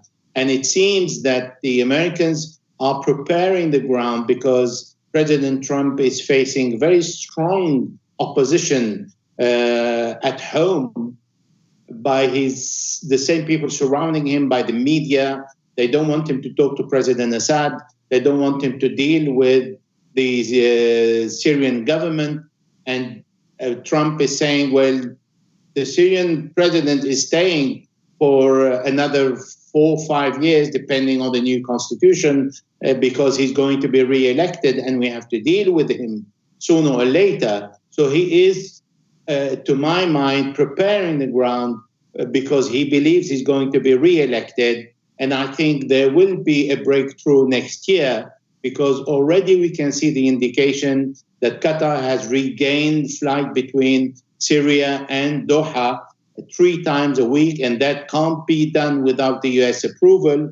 But we also see that the Saudis and the Emiratis and the Bahraini want to reopen their embassies, and the Americans are holding back, still asking them not to do it now. Elijah, that's utterly fascinating. Like this kind of behind the scenes communication that goes on between countries, especially countries that are technically still at war. Well, to be fair, the U.S. hasn't declared war. We're just kind of doing it on the side.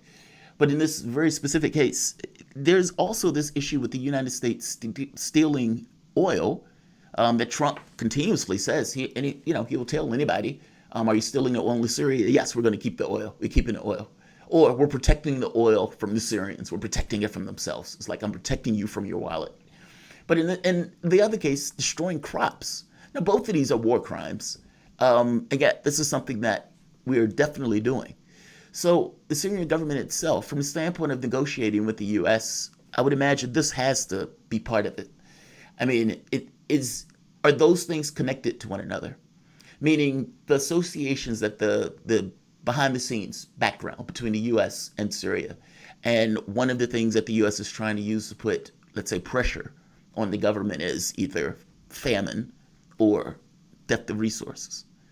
Meaning, I guess what I'm asking is these things are not in a sandbox. It's in order to put pressure on the government to try to make a deal. Well, actually, in politics, there is nothing impossible. It is the art of the impossible. So we can see that the Americans, let's be serious here and clear. President Trump said in 2 occasions that he wants to withdraw from Syria. And he said, I don't want to stay there. It's a land of sand and death. And he was right. So there are people within his own administration that are forcing him to stay. There are the Israelis that would like him to stay because they're using his base and they have demand. And these demands that the American envoy to Syria have forwarded, they want to know what's going to happen with Hezbollah in Iran and if they are going to stay in the country. Now, what is interesting here, and again, I'm revealing it, is the Americans didn't go to Syria alone. They went to the Russian, and the Russian said, well, if you want something from the Syrian, you have to go and ask them directly. So Russia helped this kind of dialogue to be established between the Syrian government and the US administration. Now, the only reason that Trump found to stay in the country to justify his presence, something that he revealed later on, is saying, well, I'm stealing the Syrian oil. So he's turning the Syrian army into pirates, protecting oil that doesn't belong to the United States, when the oil generated in that part of northeast Syria is not equivalent to one well in Texas. So what he later on said to the Israelis, I'm staying in Syria only because of you. So what he's doing is he's involved in this geopolitical interest in the Middle East that doesn't belong to the American, that the American population has nothing to gain from, and that is only doing it because he wants to please the Israelis, because he has elections to run now. In a week, they are going to be the end of the election. So I think if he is re-elected, he will be freed from many handicap that he has imposed on himself because he wants to be re-elected. And I think the dialogue with the Syrian government will be more overt. People will know more about it, and he will be happy to go and make a deal because he is a man who wants to make deals, to have deals. So yes, the back channel Trump always believed in. He did that with the Iranians. He imposed maximum pressure on them and then asked Oman to negotiate, or asked Iraq and send messages through Qatar. And at the same time, he imposes more sanctions, and he wants to establish more talks to the Iranians. So he's doing the same with the Syrian, basically. And Elijah, I'm curious, with the oil fields, again, the topic of that last question and answer, to whom is that oil being sold? And moreover, where do the Kurds fit into this conversation? Well, if you are serious and you like me to share with you serious information, this oil is sold to the Syrians. It's sold also from Qassad. The Kurds are selling it to the Syrian government because it is oil, and it is sold to anyone who wants to buy. If we talk about the era between 2014 and 2017-18, when ISIS was around and was in control of these wells, they were also selling the oil to their enemies in Al-Qaeda, their other enemies in the Syrian opposition groups, to the pro-Turkey, to Turkey, and to the Syrian government. Everybody buys oil because here we're dealing in a matter that is called commerce, is no longer politics. Let's do this. Let's take a break. We're going to go break, but a minute early. You guys are listening to Elijah Magnier. Am I pronouncing that right, Elijah? I just want to make sure I get it correctly. You're pronouncing it perfectly. Excellent. Elijah Magnier, veteran war correspondent, and writes at elijahjm.wordpress.com. You guys are listening to Fault Lines with Thomas and Stranahan. We will be back in a moment.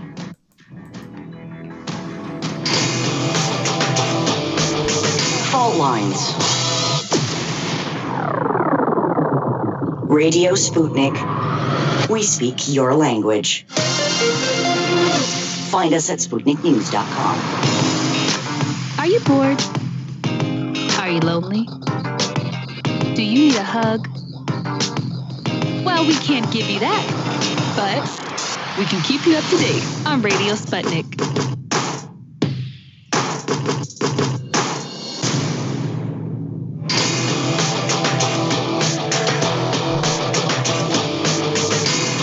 Fault Lines. Welcome back to Fault Lines. And we're back. You're listening to Fault Lines. So go for it, Jamarl. Welcome back to Fault Lines on Radio Sputnik. My name is Jamarl Thomas. I'm here with my co-host, Shane Stranahan. With us, joining us, is Elijah Magnier, veteran war correspondent, who writes at elijahjm.wordpress.com. I appreciate you joining us. I'm always fascinated by war correspondents, just in what they do and what it takes to do what they do. And so right off the bat, I'm always enamored by the positioning that you guys are in. Let me ask you this. You posted on your Twitter feed an attack on basically Turkey. Let's see, I'll just read it. Russia warns Turkey, you play in my playground, I play in yours. 78 killed, 135 wounded by one of the most violent Russian air attacks for 8 months against pro-Turkish Syrian Fa al-Shalam training camp at I think it's called Dulia, northwest Syria. And the point that you're making here is Turkey is involving itself in Azerbaijan-Armenian conflict, basically turning something that was a frozen conflict into an active conflict because Azerbaijan believes, with Turkey's backing, that they can take Nagorno-Karabakh. That's my assessment of it, in the way that I frame this when I'm trying to understand what's taking place. In this case, this is an attack on pro-Turkish, let's say, training camp. And as you put, one of the most violent. You believe that this is Russia trying to send Turkey a message to basically give them a bloody nose and saying, stay out of our affairs. Is that a fair appraisal of what is taking place, that this is related to Nagorno-Karabakh, that it's not a thing unto itself?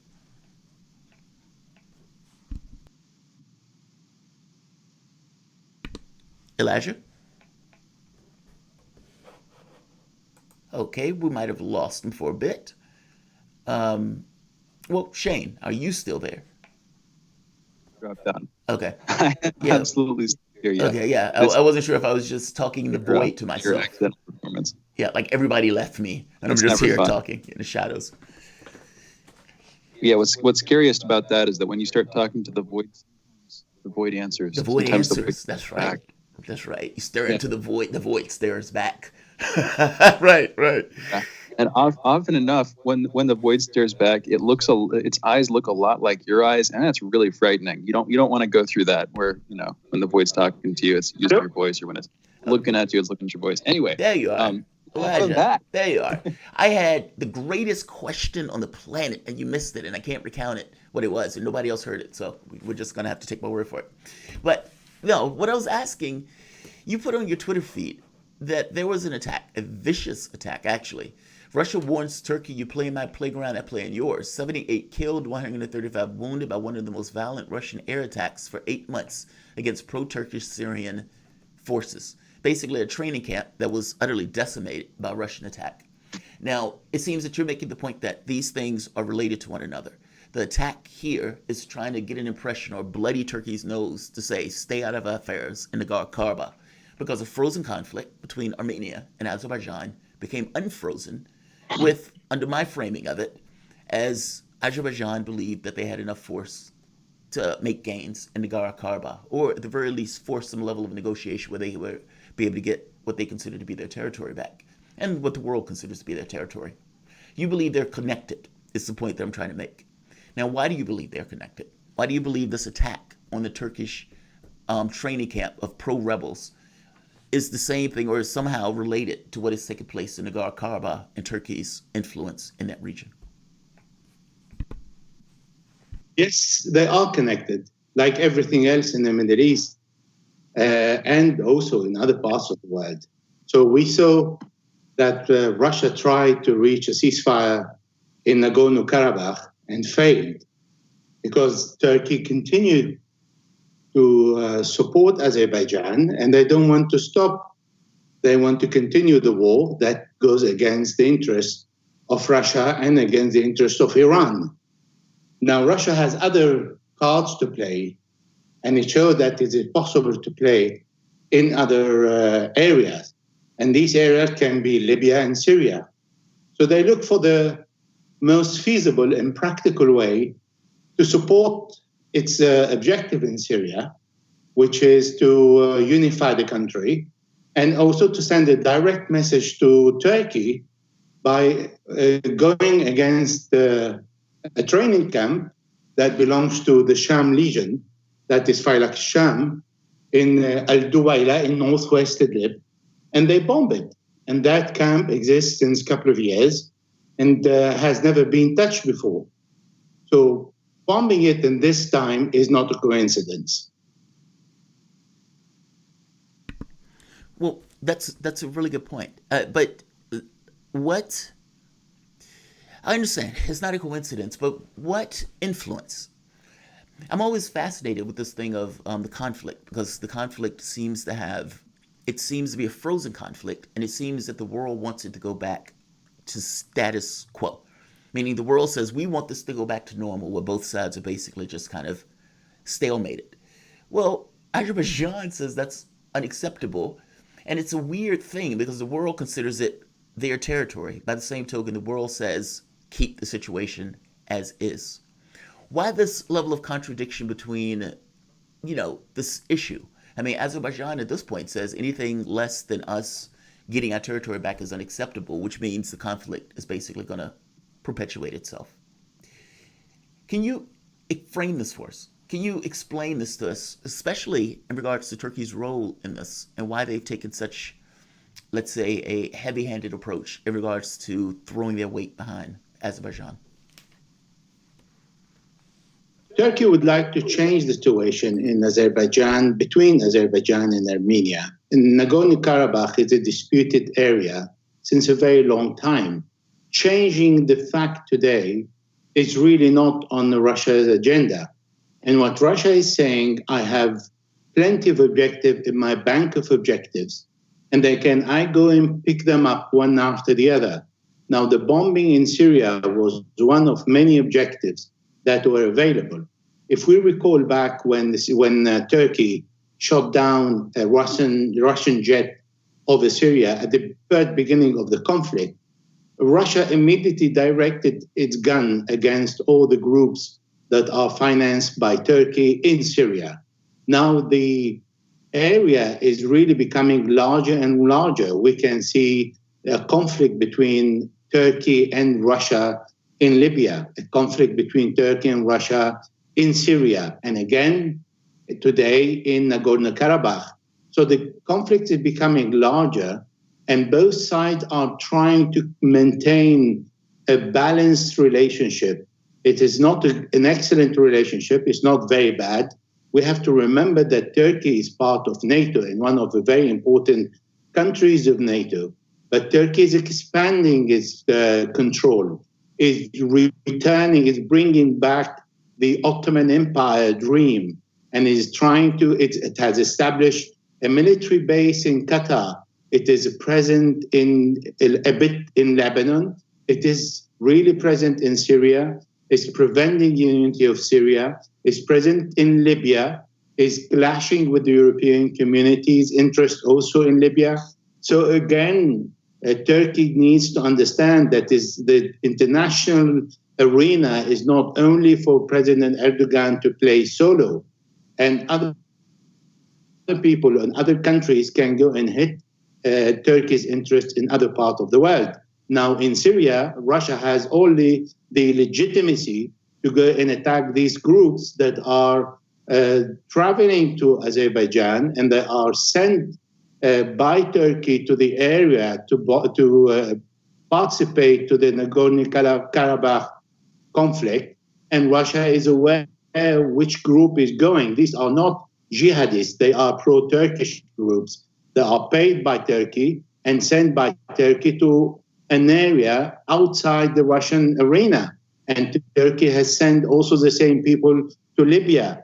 And what Russia is trying to say, that you are under our eyes and control, and if you break the rules, we also break your proxies, that we know very well where to hit them. It seems like, Elijah, please correct me if I'm wrong here, because I very well may be, but it seems like Turkey is sort of operating within the bounds of what's tacitly permissible by the United States. Turkey is going up against here, not the U.S. or U.S.-aligned countries. Turkey's obviously been supporting rebels in Syria. Turkey supporting Azerbaijan. This is, even though the U.S. is, along with France and Russia, part of the Minsk group, Turkey's not doing anything to really piss the U.S. off, just to put it in sort of simple, blunt terms.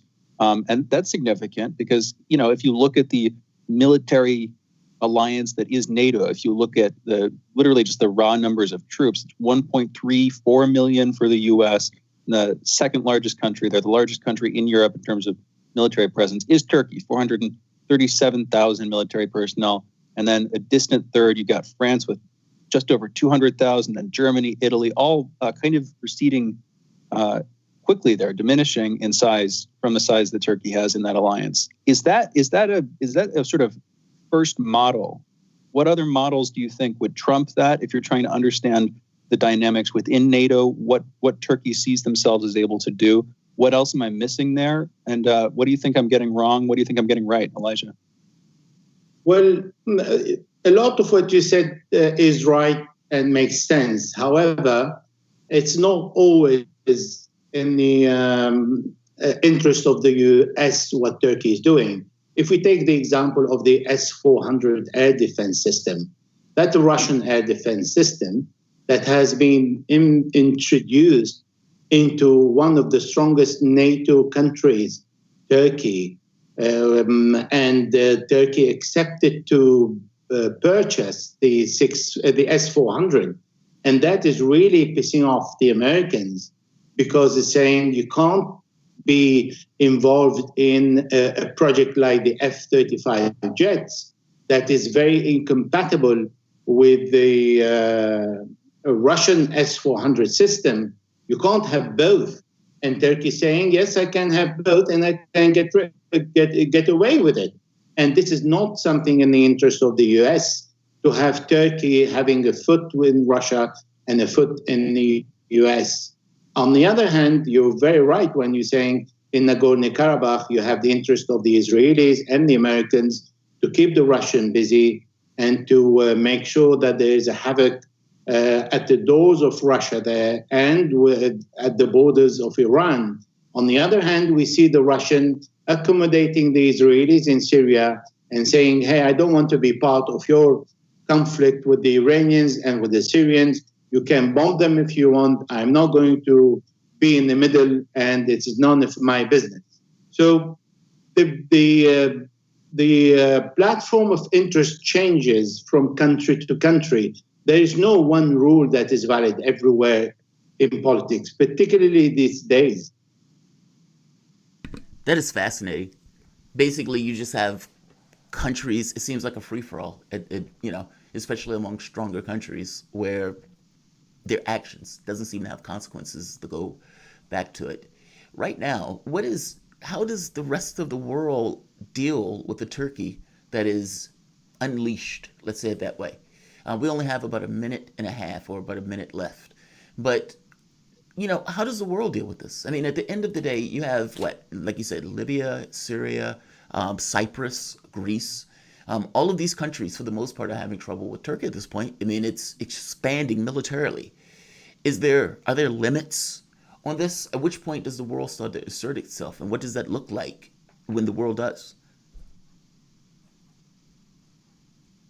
So I think wherever there is a possibility for superpower countries or regional countries to sneak in, they're going to do that because it's a battle for interest here. We can see for the first time Turkey has established a base in Qatar that goes against Saudi Arabia. And then we see how Turkey is protecting the Saudi and the Khashoggi affairs when they did not release all the information in the first 6 months, but they do it when already it was too late. So there is a conflict of interest in some areas and not a conflict of interest in other areas. The world today is a world where we can see the Americans are struggling to keep their hegemony because they've lost it. There is Russia, there is China, there is Iran in the region, and there are other countries who just follow one or the other to maintain, to Elijah, remain. I'm sorry to cut you off, but we have to close it out right here. The voice that you were listening to was veteran war correspondent who writes at ElijahJMWordPress.com, Elijah Magnier. Thank you for joining us on the show. This is Fault Lines with Thomas and Stranahan. We will be back in a moment.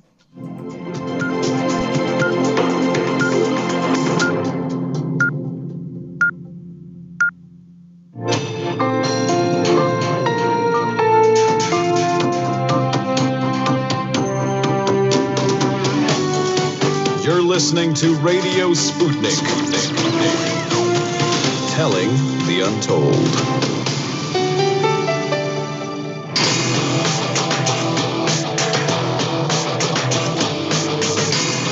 Fault lines.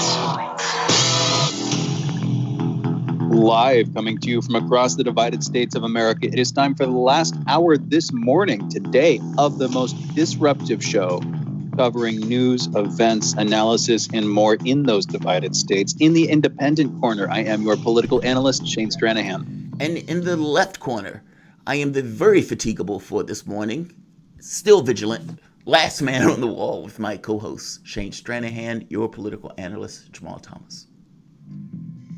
Oh man, we've got to come back to that. But without further ado, that means you're listening to Fault Lines with Thomas and Stranahan.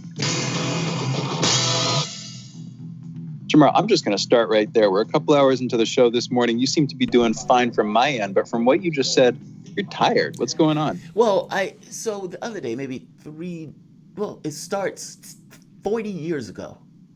No, maybe 35 years ago. I get chickenpox. My mom and family, they go on a trip. I stuck at home because I get the chickenpox and I can't go anywhere. Fast forward 35, 36, 37 years later, I ended up, the other day I found out I had shingles. Do you know what that is? So apparently when people have chickenpox, the virus hides in the nerves of the person. And so the virus never goes away. It just kind of, recedes. It goes into, what's the word I'm looking for? Like bears, hibernation. And then it comes back out at random moments in life. And they said when your immune system takes a hit, the virus pops out. And so the other day, I'm waking up, I'm in excruciating pain. And I see these like welts. And my wife is like, oh my God, there's these welts. And there's cuts through it and everything else was scratching it. And I find out it's shingles. It's the same virus from chickenpox that basically destroyed my potential to go on that boat trip with my family when I was like 10. Isn't that weird? How bizarre is that? How random and bizarre. Sadness and pain. That's no fun. But it sounds like your wife is a loving enough person to have slept in your bed with you. That didn't scare her away, right? Well, at that point, I'm sleeping on the couch. I mean, the moment that I found that it was infectious, because they say it's not like chickenpox where it's just you walk into the room and you're potentially infected. No, it's more so the areas themselves, if they're touched or something like that, you can pass it on. So that one I was like, yeah, I'm on the couch. But it's just bizarre. Man. This has been a weird 2 months, to put it mildly. And I suppose that with everything that's going on, sounds like the hit to the immune system probably just kind of came along with it. But no, it's all right. But fatigue, yes. But I'm still here. Boost your immune system up. You gotta, maybe take the advice of Dr. McKillcogan, start taking some vitamin D3, some zinc. I take it constantly, believe it or not. Well, the kidneys, when the kidneys aren't working, the body doesn't produce the D3. Like if you're standing in the sun, a normal person can produce D3 just from the exposure to the sunlight. Mine doesn't do that. And so it's like you have to take a supplement of D3 in order to compensate. Interesting. Good to know. Yeah. That's one problem after another. But it sounds like you have it handled. I don't mean to give advice where advice is not due. Well, the D3 is good. That's great advice. Sorry, you're going through that. I mean, for people in general, the D3 is good advice. I mean, because many people, especially with the weather like this, their body is not going to get the sunlight that they need to do what they need to do if they produce that particular vitamin. And so there's no downside to taking it. And if anything, it seems like it's an immune system boost from the standpoint of COVID, that and zinc. So it's like a minimum risk, type thing where you can boost your chances of health. So yeah, it's just good advice. It is. I know nothing, and we should get into headlines. I know nothing really about physiology. I need to learn a lot more about this stuff. We were talking with Dr. McKillcogan about this yesterday, though. And what he was saying is that if you take zinc, if you take too much zinc specifically, then you need to take copper to balance it out. And it just seems like you're going from one element to another. Like I imagine if you take too much copper, do you have to take titanium supplements to balance that out? And do you have to take they work in tandem. Silver or recommend colloidal silver anyway? Yeah, they just work in tandem. That's all. It's like oftentimes they work with one another. That is right. All right. You know what? Let's move into the headlines this morning. I'm going to try to race through some of these. As of 5 a.m. this morning, Hurricane Zeta has left more than 1.3 million homes and businesses without power across 5 states. Louisiana alone had 506,000 outages. Zeta, which came ashore Wednesday in Louisiana as a strong Category 2 hurricane, weakened to a tropical storm as it roared northeast through Mississippi, Alabama, and Georgia, and parts of Florida, I'll note, early on Thursday. At least 2 people, one in Louisiana and one in Mississippi, have died in that storm. The Supreme Court yesterday let election officials in 2 key battleground states, Pennsylvania and North Carolina, accept absentee ballots for several days after Election Day. In the case of Pennsylvania, the court refused a plea from Republicans to prevent this delay, but the state is basically allowing election officials to continue to receive absentee ballots for 3 days after November 3rd, so up until November 6th. In the North Carolina case, the court let stand lower court rulings that allowed the state's Board of Elections to extend the deadline to 9 days after Election Day. That's November 12th, up from the 3 days called for by the state legislature. The court's brief orders in the 2 cases were unsigned. Pennsylvania's order appears to have been unanimous, while the North Carolina one was issued over 3 noted dissents. Amy Coney Barrett, by the way, did not take part in that decision. Also yesterday, in Congress, the chief executives of Google, Facebook, and Twitter testified before the Senate Commerce Committee about their moderation practices. Senator Maria Cantwell said, quote, "I hope today that we will get a report from the witnesses on exactly what they have been doing to clamp down on election interference. I hope that they will tell us what kind of hate speech and misinformation they have taken off the books," end quote. I just want to say that last phrase seems a little bit too much on the nose of it. Have taken off the books. And maybe it's where, my mind always goes with censorship, is book burning and samizdat and hidden literature during the Soviet Union. There's different sides of this, but do you really want to take any, I don't know, I guess you want to take hate speech off? At one point, Stalin hated Trotsky so much that he scrubbed him out of pictures. Like, is that where we're going? It's like, we don't want to deal with this, so we're just going to pretend like it doesn't exist. Would have been so much easier if they had Photoshop. Would have taken so much. Right. Senator Richard Blumenthal, Democrat of Connecticut, pressed the companies for their plans on how they would respond to President Trump if he tried to delegitimize the election or call an election result too early. Facebook's Mark Zuckerberg, Google's Sundar Pichai, and Twitter's Jack Dorsey said they all had plans, including working with the Associated Press for information and to provide results from local officials. Republicans on the committee, meanwhile, expressed, of course, concerns. It's apparently all they expressed were concerns that Facebook, Google, and Twitter made decisions about how to moderate content in ways that were slanted against conservatives, pointing to the increasing attention that this issue has attracted from their party's base. There's one sort of notorious back and forth here that I'm going to go straight into. Senator Ted Cruz hounding Jack Dorsey from Twitter. Andre, let's play this clip. This is, again, Ted Cruz, Republican from Texas, going after Jack Dorsey, who's the CEO of Twitter. Andre. Mr. Dorsey, who the hell elected you and put you in charge of what the media are allowed to report and what the American people are allowed to hear? And why do you persist in behaving as a Democratic super PAC, silencing views to the contrary of your political beliefs? Let's give Mr. Dorsey a few seconds to answer that, and then we'll have to conclude this segment. Well, we're not doing that, and this is why I opened this hearing with calls for more transparency. We realize we need to earn trust more. We realize that more accountability is needed to show our intentions and to show the outcomes. Thank you, so Senator. I hear the concerns and acknowledge them, but we want to fix it with more transparency. I hear the concerns and acknowledge them. It's like the thoughts and prayers of CEOs of these tech companies. I hear what you're saying. I want to acknowledge that is tech speak. That is like corporate tech speak. Anyway, we had Peter Lavelle earlier. One other note on this. It's a dumb note, but I'll just throw it in there. He was talking about how Jack Dorsey looks sort of like Rasputin. Came out of weird public silence with this long beard, a long kind of thin beard. And I can say this because I've had my own long and thin beards. My impression, because he also has a nose ring, he looks sort of like a hipster Gandalf, like a younger younger Gandalf who lived in Portland at one point and maybe volunteered to make sauerkraut at a beer brewery, as I would have done when I was living in Portland myself. Not really speaking out of any place of harsh judgment here, but that was the look he had going. Anyway, in our next headline, U.S. stocks fell sharply yesterday amid concerns over the latest increase in coronavirus infections and the disease's potential impact on the global economy. The Dow Jones Industrial Average dropped 943 points, or 3.4%, to 26,519. That's posting its fourth straight negative session in a row.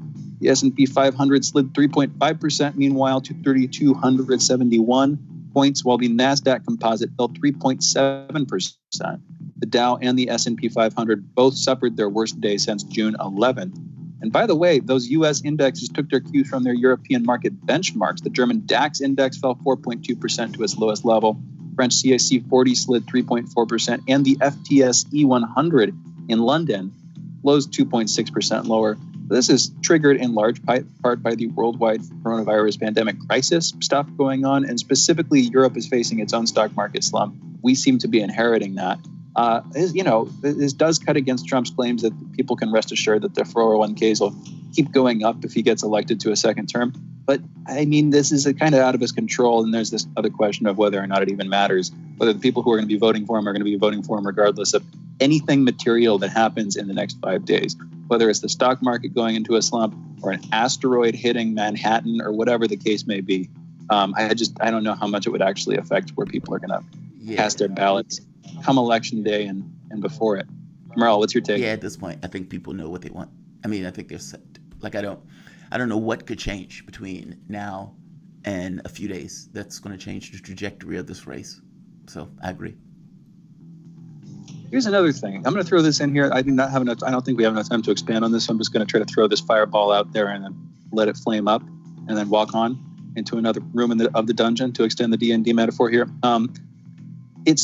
We've talked about on the show how Biden is a rejection of Trump, how people are voting for Biden as this sort of pablum candidate, as this nothing candidate, like an oatmeal candidate, as a rejection of Donald Trump. But I think people originally voted for Donald Trump as a rejection of the status quo. So it's like a double inverted rejection thing going on here, like a transitive rejection. Where even Trump, in his own way, he had some followers, sure, but a lot of people who voted for him because he wasn't like the system. You see what I'm saying, Jamarl? It's like, if you're voting for Biden, you're voting for like the shadow of a shadow, if that makes sense, which is a cool image to have for an election. It does make sense. But the public is shuffling back and forth. The public is looking for an answer, and there's no answer because the system is scammed. Like, if you have two people and you realize, hey, it's just two of us, we can corner the market and we can increase the prices and we can do X. It's the same thing in the political space. It's just kind of worse. I mean, you have two political parties. Both of those political parties basically are beholden to cash. 90% of the elections are won by the side with the most cash. If you know that, rational actor, that 90% of the time doesn't take policy out, don't even matter. 90%, the one with the most cash wins. Then your system is ensconced in cash, and they are rational actors in order to take the money to move in a direction. And by the way, the moment that you only have two political parties, and both of those parties have made the decision to go in the same direction from the standpoint of cash, a secondary opinion is off the table. You're stuck with the two. And the public, trying to find a way out, trying to find something better, flails back and forth, realizing or not realizing that the answer is not in the political system in the way it's currently set up. Yeah, it's sad. It's sad. Trump was rejected. Let's read through this. I want to get through these two more headlines real quick. Real quick update here. One, in international coronavirus news, India reportedly passed 8 million infections. That makes it now the country with the greatest number of total infections, exceeding the United States. And Taiwan has now gone 200 days without a locally transmitted case of COVID. In total, only 7 people have died from the disease resulting from the virus since the start of the pandemic. That's right. Since the beginning of this whole thing, the whole thing kicked off, only 7 people have died there. That island is, by the way, home to almost 24 million people. So it's not like there are only 100 people in the country. Not that anybody would actually think that unless they knew absolutely nothing about, world demography. Anyway, 3 people, by the way, in our next headline, 3 people have been killed in a knife attack in the French city of Nice, police say. Nice's mayor said all evidence indicated a terrorist attack at the heart of the Notre Dame Basilica in that city. Police said one woman had been beheaded in the attack, and the mayor spoke of, quote, Islamofascism, end quote. The suspect was detained shortly after the attack. Since that attack took place, France's national anti-terror prosecutors have opened a murder inquiry, and France in general, on the national level, has introduced a counter-terrorism plan after the attack. Additionally, this is notable in its own way, Turkey's foreign ministry has condemned that attack. This is significant due to recent hostilities between France's Macron and Turkey's Erdogan over France's treatment of Muslims following recent terror attacks. With that, those are our headlines. You're listening to Fault Lines with Thomas and Stranahan.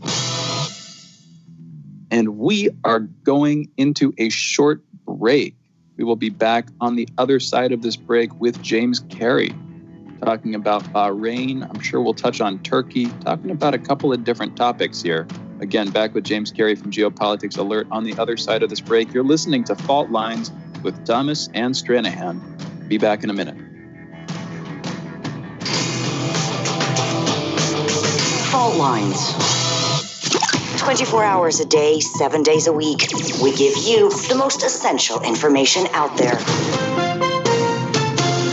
Radio Sputnik, telling the untold. What do we want? News, politics, and culture. When do we want it? Wait, we weren't finished. News, politics, and culture without the red and blue spin.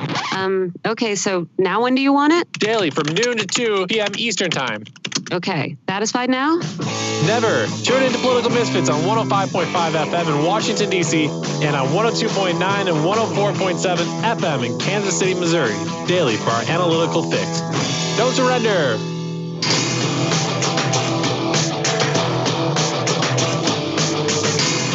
Fault Lines.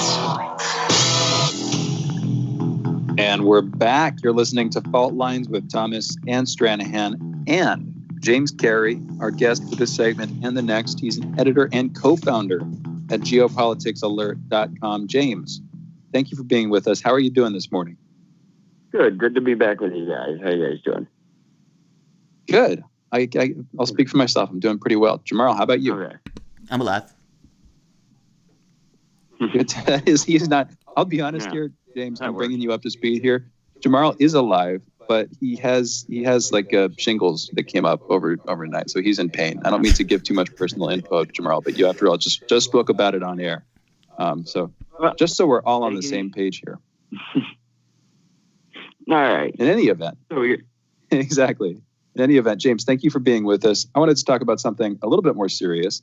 The United States notoriously / famously has recently signed, sort of helped to administer the signing, I should say, of a deal between the United Arab Emirates and Israel, as well as between Bahrain and Israel, and then most recently between Sudan and Israel. So 3 different nations in the sort of wider Middle East region, North Africa, Middle East, signing this deal with Israel. What we saw and what we wanted to talk to you about was your coverage of the fact that specifically the opening of diplomatic relations between Israel and Bahrain appears to have already taken place years and years and years before, sort of informally, undercover in a way.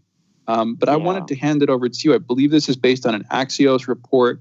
Can you tell us what's in this? What's the news here? What are the facts, James? So what Axios found out was starting in 2009, there was an Israeli company. Well, it wasn't Israeli. It was run by people with dual citizenship. There was South Africans, Belgians, an American was CEO at one point, and a British national. And the company was called the Center for International Development. But what this turned out to be was basically an Israeli embassy, so an Israeli spy base in the UAE, in Bahrain, that has existed since 2009. And obviously, relations only formalized, as you mentioned, in the past couple of weeks. But Axios reported on this, and one of the Israeli representatives themselves said all we have to do is change the sign on the door, because this front company with board members who had LinkedIn profiles and everything, complete cover, obviously given to them by the Mossad and other intelligence agencies. These were actually Israeli spies or Israeli diplomats who were working in Bahrain 10 years ago and will still be working there, but now it's just open. This is obviously, counter to Bahrain's 10 years of policy that was anti-Israel publicly. So basically, despite being overtly anti-Israel, behind the scenes there was, let's say, negotiations going on for some level of diplomacy. My contention, or my suspicion, was that many of these countries, especially the upper echelon of these countries, let's say the ruling class of these countries, despite the religious overlay, basically at the end of the day were also capitalists, and in a sense were looking for financial relationships that in some degree superseded this notion or this idea that they were hostile to Israel overtly. Does that make sense? Like that this negotiation, or this business negotiation, that the upper echelon, despite having an overt policy of being anti-Israel, the upper echelon of these countries were engaging in interaction with some level of diplomacy with Israel. Well, at the end of the day, all of these countries are heavily reliant on us in the United States. They're heavily reliant on our money, and we've always had a sort of policy where we make our friends at least play nice with each other on some level, whether that be covert or overt. And it's not surprising to me that Bahrain and the UAE and Saudi Arabia, we've known these countries have had relations with Israel for a long time. And as far as I'm concerned, since we're talking about Bahrain, with the Israelis being there, it was a hotspot for the Arab Spring, and the Israelis have had a lot of desired outcomes in places where events happened during the Arab Spring, and I don't see any reason that was probably any different in Bahrain. I'm assuming they helped crack down on some people and gave intelligence to the Bahraini officials during the Arab Spring, because you remember Bahrain was particularly violent. I think that this is just a matter of Israel is the best one of our allies at kind of manipulating events around the region, and I think they go wherever we need them to help out. And if you're an ally of ours, whether you can publicly admit it or not, depending on how we need you to operate, like Saudi Arabia, sometimes we need them to be the extremists, but not anymore. I think we see this normalization with Israel, but that's always been there because they've always been, the most trusted proxy for the United States and the Western European countries in the region. So then this, of course, begs the question, with other sort of open conflicts in the region, and we don't have purview to this stuff, of course, but what are the back channels of communication?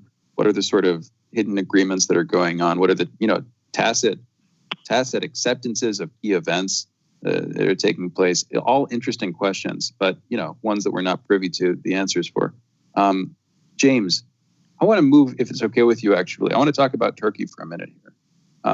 We brought you on to talk about this a bunch in the past.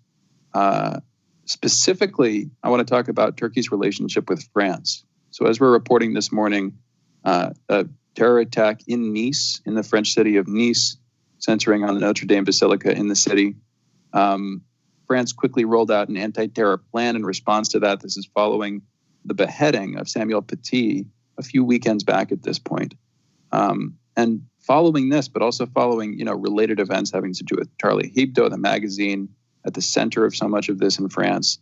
Charlie Hebdo, the magazine, published a cover with Erdogan, basically mocking Erdogan pretty remorselessly. And Erdogan and Turkey in general, Turkey's foreign ministry and the Turkish state decried that. They denounced that.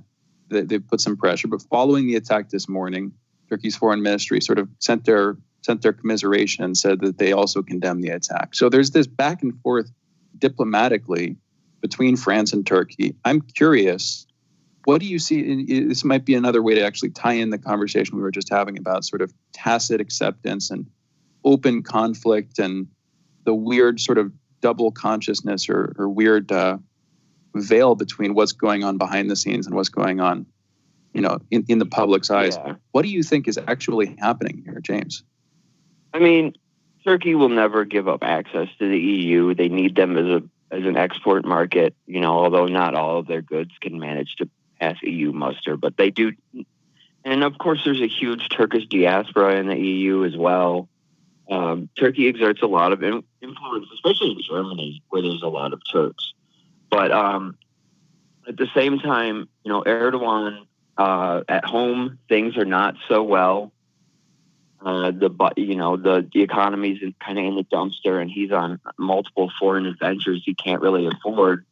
And one way that he manages to work up his base is to accuse basically the entire rest of the world of being Islamophobic. And things like incidents like this in France or right-wing leaders winning in Europe, as much as some of them are a reaction to extremist Islam, they also help out, sort of publicly accepted extremists like Erdogan, who uses events like the Charlie Hebdo drawing and things like that as ways to prove to his base at home that Europe is anti-Islam, that they will not respect Muslims, that they don't like Turks.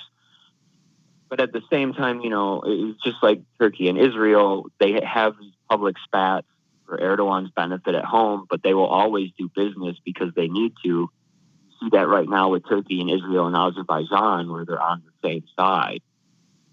So there's these public feuds that are for domestic consumption a lot of the time in Turkey.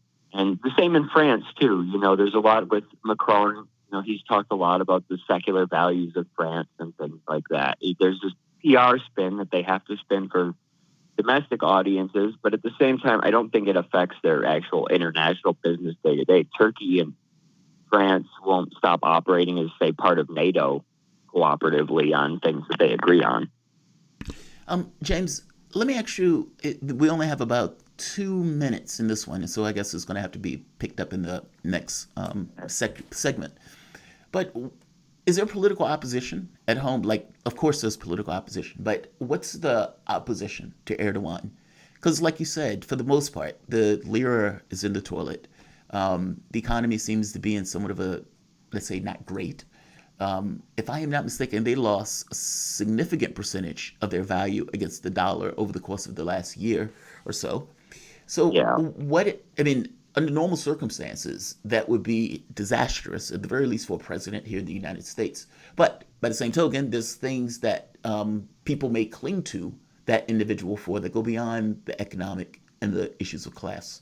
So I'm going to get into this notion of, is there political opposition at home for Erdogan, or is Erdogan and his personality just that dominant where it's going to be overwhelming pretty much to anything else that's in the political space in Turkey? So let's take an early break, and I'm going to bring you back.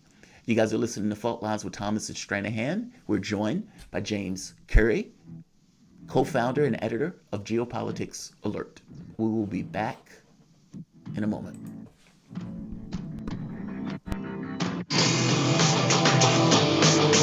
Fault lines. Tough questions are the most powerful weapon we have. As long as you have questions, we'll keep asking.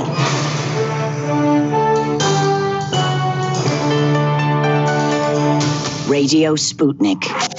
Telling the untold. So Sean, what do you want to talk about today? Well, Bob, that's easy. I want to talk about the need to stop the development of self-driving cars. Again, Sean, you're driving me nuts. I think the self-driving car thing's already out of the gate. No.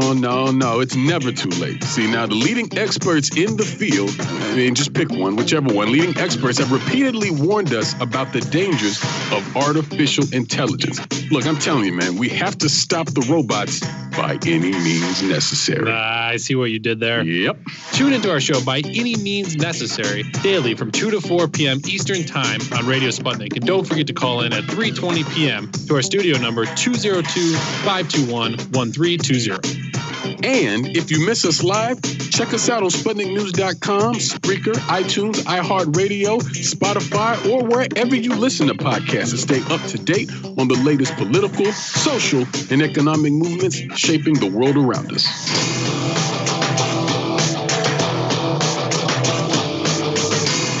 Fault lines. Welcome back to Fault Lines on Radio Sputnik. My name is Jamarl Thomas. I'm joined by my co-host Shane Stranahan. We are joined at this moment by James Curry, editor and co-founder of Geopolitics Alert. James, we were getting into this idea of basically what is the opposition in Turkey? Meaning, I would imagine Turkey, like any other country, have their own politics. And in having our own politics, ideally there will be opposition, even in countries with authoritarian leaders. I know Erdogan trends on this idea of being a strongman, but in actuality, what's the political opposition in Turkey against Erdogan and what he's doing either in the country itself from the standpoint of the economy falling apart or these foreign adventures? As I mentioned earlier, the foreign adventures really are for this domestic nationalist base at home and the sort of neo-Ottoman types who support Erdogan. But at the same time, there is an opposition. I mean, they want the CHP, the traditional, party that has always been in charge, the party of Ataturk. They won the Istanbul election, which was a big deal during the last local election. But at the same time, the opposition to Erdogan is splintered, and much like the opposition to Donald Trump here, it does not have much to offer besides we are not Erdogan at the moment, since the CHP's policies kind of led to Erdogan. What's happened now, though, is Erdogan is in a tough position because even with the nationalist support and his coalition party, Turkey's a parliamentary system, so he has a coalition party with him, the MHP, which are secular nationalists. They seem to have dropped below the threshold to make it into parliament next time. Erdogan has dropped to like a 30% approval rating at certain points due to domestic situations. So there is an opposition, but as you said, Erdogan is a strong man, so there's always the question of how fair the next elections will be, because I think he could lose the next elections if they're not rigged. But due to constitutional changes through that referendum a couple of years ago, the ballot certification process is different. Erdogan has promised not to call a snap election, but I don't know if that's necessarily, I don't trust the word of that man if he gets too desperate. But I see his numbers going down, and the question is, can the opposition coalesce to a point where they're enough behind one major party that votes aren't split up, where you have the CHP winning like 30%, making it into parliament, and then a bunch of other smaller parties like Kurdish parties or the communists or something like that having less than 10% and not making it into parliament. So it's the matter of, can the opposition unify to stop Erdogan, which they tried to last national election, and Erdogan won by 1%, which is a little sketchy. So I think if they can improve those margins next time, depending on how hard Erdogan's willing to cheat, there could be an opposition in power, by the next election. Although who knows when that'll be. Are there any signs that Erdogan has a successor or any sort of heir sort of situation set up there? Is there any sign that he's preparing for a potential transition of power on his end? Say that, say the opposition doesn't win, but he's preparing for the long haul. Is he showing any signs of bringing somebody else into that seat, or is it really just all him right now? I don't see anyone necessarily groomed, but at the same time, there's a ton of like stepsons and sons and family and all of that who are running, major industries in Turkey. These are the people who got put in charge of media networks and gas companies and things like that after the 2016 coup. So there is a pool of talent he could choose from, but at the same time, it's a situation where you don't see anyone who can really fill the shoes of Erdogan like that. I don't see anybody who can replace him, and he's never brought out anyone publicly who's nearly as charismatic as he is. What are his objectives? I mean, he has a thumb everywhere. I mean, literally everywhere. And I know people said, he has these neo-Ottoman aspirations of bringing these countries back into the fold. But basically, it's military conflict that we're talking about. I mean, whether it's Libya, whether it's Cyprus, whether it's Syria, whether it's Nagorno-Karabakh, where basically terrorists are being shipped into the battlefields. I mean, he literally, literally is too strong, but he has his thumbs everywhere. And so what's the ultimate objective in this? I mean, the antagonization of multiple countries seems to be what is taking place. But what are his ultimate goals? Is it really just this basic aspirational or territorial aspirations? Or is there something further into it? Especially with the antagonisms towards Russia. I mean, you see this in multiple conflicts. Right. Libya and now in Armenia, too. Turkey has ended up on the opposite side of Russia. And obviously in Syria, they're on the opposite side, even though they're a negotiating partner. Erdogan isn't a fool, and he knows he can't hold these places as, Turkish territories or anything like that. But I do see the aim of Erdogan's policies being, and I see them working. I think he aims to be a leader of, Sunni extremism. And as the Gulf countries cozy up to Israel and things like that, and Erdogan, publicly becomes pretty boisterous against Israel, even though I said he's sending his jihadists to work with them in Azerbaijan. But at the same time, I mean, he's publicly anti-Israel. He's become much more of a funder of extremist groups in places like Libya and Syria. He obviously flies people from Syria to Libya when need be. So I think more of it is just becoming a regional power, and again, pushing out Russian influence in places like Libya and places like Azerbaijan and Armenia, which Turkey feels, I think Erdogan feels Turkey should be the sort of regional power in charge of those areas because they are traditionally, part of the Ottoman Empire or closer to the Turkish people than they consider them the Russian people.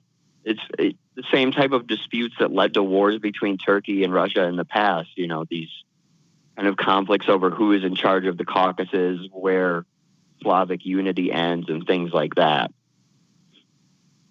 Yeah, and I mean, again, going back to the former territories of the Ottoman Empire, that was the dispute between Russia and the Ottoman Empire, is largely over the Caucasus, the region surrounding the Black Sea. Another side of this is if Turkey, even by proxies, is operating in territories of the former Ottoman Empire, as he is now in Libya, again in Syria, and in Nagorno-Karabakh / Azerbaijan, that you're talking about sort of domestic support from nationalists at home. That would help with that too. It's like if he's already sort of doing the aspirational thing by being militarily active in those former regions. But if he's going to try to become, I'm going to sort of pivot slightly, if he's shifting into an attempted leadership role of the Sunni extremist or the Islamist, there are different terms for this sort of movement, that would strike very, very directly against what seems to be one of the sort of modern conflicts. I mean, you had the Cold War. After the fall of the Cold War, you had this conflict between, especially from the United States angle, between terrorism and democracy. And then it seems to have shifted into a larger geopolitical conflict between authoritarianism as such and democracy, or whatever the alternative is to that. Authoritarianism or nationalism versus globalism might be a cleaner way to split that joint. But if Turkey is trying to elevate themselves into that position, again, second largest military member of NATO, largest member in Europe of NATO, just by number of personnel, that's going to be a huge conflict with the interests, the demands of pretty much every other NATO state. How do you see them navigating that in the future, James? Eventually, I mean, either Erdogan will be replaced and someone who's more pro-NATO will come back, or Turkey will eventually have to, likely end up being kicked out of NATO. There's already been conflicts within the organization. As far as Turkey goes, obviously a lot of Western countries are already angry at Turkey kind of going rogue with their own agenda in many places. The Western countries disapproved of everything Turkey did in Libya. The U.S. condemned the Syrian rebels not too long ago, which is something they've never done, even when Turkey was working with ISIS. A lot of people are against, a lot of Western countries are against these Turkish moves. And I the jihadism was kind of invented to stop communism during the Cold War. You're right, it served its purpose. But Erdogan seems to have another purpose set up for it, and that's working since he can't send that NATO military anywhere, those rebels work as a kind of stand-in for his military. You've seen that, especially in Syria, where Turkey basically provided air cover and artillery cover, but the logistical operations on the ground were handled by Syrian rebels. Turkey is just looking for a military that can operate outside of NATO rules, and they've kind of created one. Yeah, they're not the only ones. I mean, it's basically the U.S. policy. If you think of Libya, where you could see the WikiLeaks documents talking about, basically we sent terrorists in Libya, then we turned around and say, hey, he's attacking the terrorists, so we're going to give air cover to those terrorists. Same thing in Syria, where the U.S. was basically using these guys as proxies, spending billions, I think it was billions of dollars to do it. This seems to be the way war is done these days, where the states themselves try to keep their hands off of it, and they just use proxies in lieu of them, in lieu of themselves, and it seems to be what Turkey is doing also. One last question on this front. Jamarl, yes. Just a quick breaking news update here. Go for it. Jeremy Corbyn has been suspended from the Labour Party. What? So, big deal there. Yeah. So how's Jeremy Corbyn suspended from Labour? I'm going to read the Guardian headline here. Suspended from Labour Party after EHRC anti-Semitism report comments. That's coming out within the last 20 or so minutes. Was right. He should have never apologized. That's right. Because the moment that he apologized for something that wasn't anti-Semitism, he basically set a standard. Like, they attacked him full-throatedly. The man is the least racist person on the planet. And because he's making comments about Israel, a government, let's be very clear, it's a legal fiction like anything else, that they conflate statements that he make about Israel, which is acting inappropriately in that open-air ghetto that it's holding, with Jew. There's a difference in those things. And because, the Labour Party basically acquiesced to this nonsense, now he's hung by his own petard. And by the way, they were out to get him. I mean, James, am I wrong in this? Like, they were out to get him, using that as a political weapon to go after him. They even tried to against Sanders, and Sanders is Jewish. I mean, so it's a weapon. They did both of those. Go ahead, James. I'm sorry, we missed that last part. Please repeat. Yeah, go for it, James. I mean, they accused him of anti-Semitism, and they made him back down on Brexit, and they brought in this liberal woke coalition to back him, and that the Labour Party itself sabotaged his whole campaign. And now for them to throw him out is just disgusting. That's an understatement. Again, and it strikes at what happened with Bernie specifically back in 2016 with the DNC stabbing him in the back. I don't think we've literally said this. Jeremy Corbyn, leader of the Labour Party for what was that, 5 years, 2015 to 2020, earlier this year. So that's just striking. That's a striking reversal politically from one of the more powerful, parties, and one of the two most powerful parties and one of the most powerful nations in the world. Anyway, James, we're pretty much out of time here. Yeah. I want to thank you for being with us. Fascinating conversation. For those listening, James Carey, editor and co-founder at Geopolitics Alert. You can follow him on Twitter at JamesCarey8990, and you can read his work at geopoliticsalert.com. James, thank you again for being with us. Thank you, guys. Have a good one.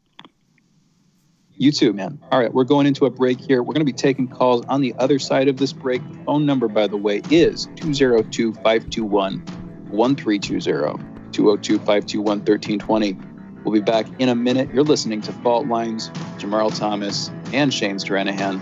Be right back. Fault Lines. Catch all the breaking global, political, and economic news as it happens. Sputnik brings an all-star lineup with expert opinion from some of the biggest names in the news today. Noam Chomsky. Turkey, U.S. ally, their main goal is to attack the Kurds, the one ground force opposing ISIS. And there have been a kind of a funnel for support of ISIS, not officially, but in practice. Peter Sunde, co-founder of the Pirate Bay. We don't have any sort of democratic control over the internet. And I think that we're very naive when we think that the internet itself is intrinsically good. It's not. It's just a very neutral technology that is being used for good things, but more and more being used for evil things. Icelandic Foreign Minister Gunnar Bragi Sveinsson. Increased activities in the Keflavik airbase, and that has to do with more activities from the Russian Northern Fleet in the ocean around Iceland, and also, of course, these usually flights of the bombers. Robert F. Kennedy Jr. We're the ones that destroyed the government of Libya. We're the ones that, in a pipeline dispute, that helped destroy the government of Bashar al-Assad in Syria. We're the ones who invaded Iraq.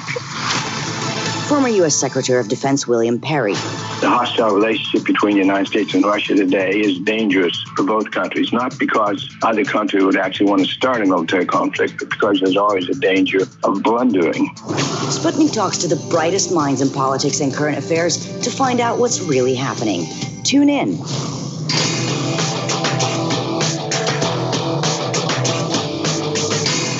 Fault Lines. And we're back. You're listening to Fault Lines with Jamarl Thomas and Shane Stranahan. And you could be listening to yourself pretty soon, too, because we're taking calls. The number is 202-521-1320. I see we have a caller on the line, Stedman, calling in from Detroit. What's going on? Hey, so I saw that earlier today they were reporting increases in COVID in 45 of the 50 states. And so, in Michigan, our governor's kind of famous for people thinking she took an overhanded approach or heavy-handed approach to the lockdown and restrictions. But, you see places like California, there's an increase. New York, which is really strict, has an increase. And, Texas, Georgia, Florida, which have been fairly relaxed as far as mask policy. And so I'm wondering, how much of this is really an indictment of the U.S. healthcare system from a preventative care standpoint, from a maintenance care, and then, is it reasonable to expect Joe Biden, who doesn't want to offer health care in a pandemic, to do anything about that for 4 years while he's president? A guy who has said he will veto Medicare for all, whose best option we have that he's willing to give us or to concede is a public option, which they took out of the bargaining when they wrote the bill that they did actually pass while he was vice president. How much of this is an indictment of the American system and not of a president's handling of the system that he either supports or, supports openly or supports privately, but just the system itself that we all live in. And so we're not equipped to handle, from the food we eat, like I said, to the healthcare we have, we're not equipped to handle a pandemic of this nature, or really of any nature. That's what it is. You know what? I'm going to give it to you, man. I agree with you fundamentally. People hit Trump on this. I think that if Hillary had been president, the Republicans would be hitting her. I think they both have their points, but frankly, it really is a systematic problem. And I think you're right to bring up food. Any conversation about immunity has to include a conversation about our diet, levels of obesity in our country. I think that's where you were going. They're different. There's a bunch of different sides on the nutritional debate in terms of what people should be eating. And admittedly, if we got into that, it'd be getting far afield from your point. But fundamentally, when it comes to the idea that this is an indictment of the system, the political system, our healthcare. The one thing that I'm not, this isn't exactly pushing back on it, but I don't see Trump, and I don't think you're saying he would be doing much more, but I don't see Trump doing much more on healthcare than Biden. He for as much as, Jamarl, maybe this is where you can come into the conversation. I don't mean to disclude you.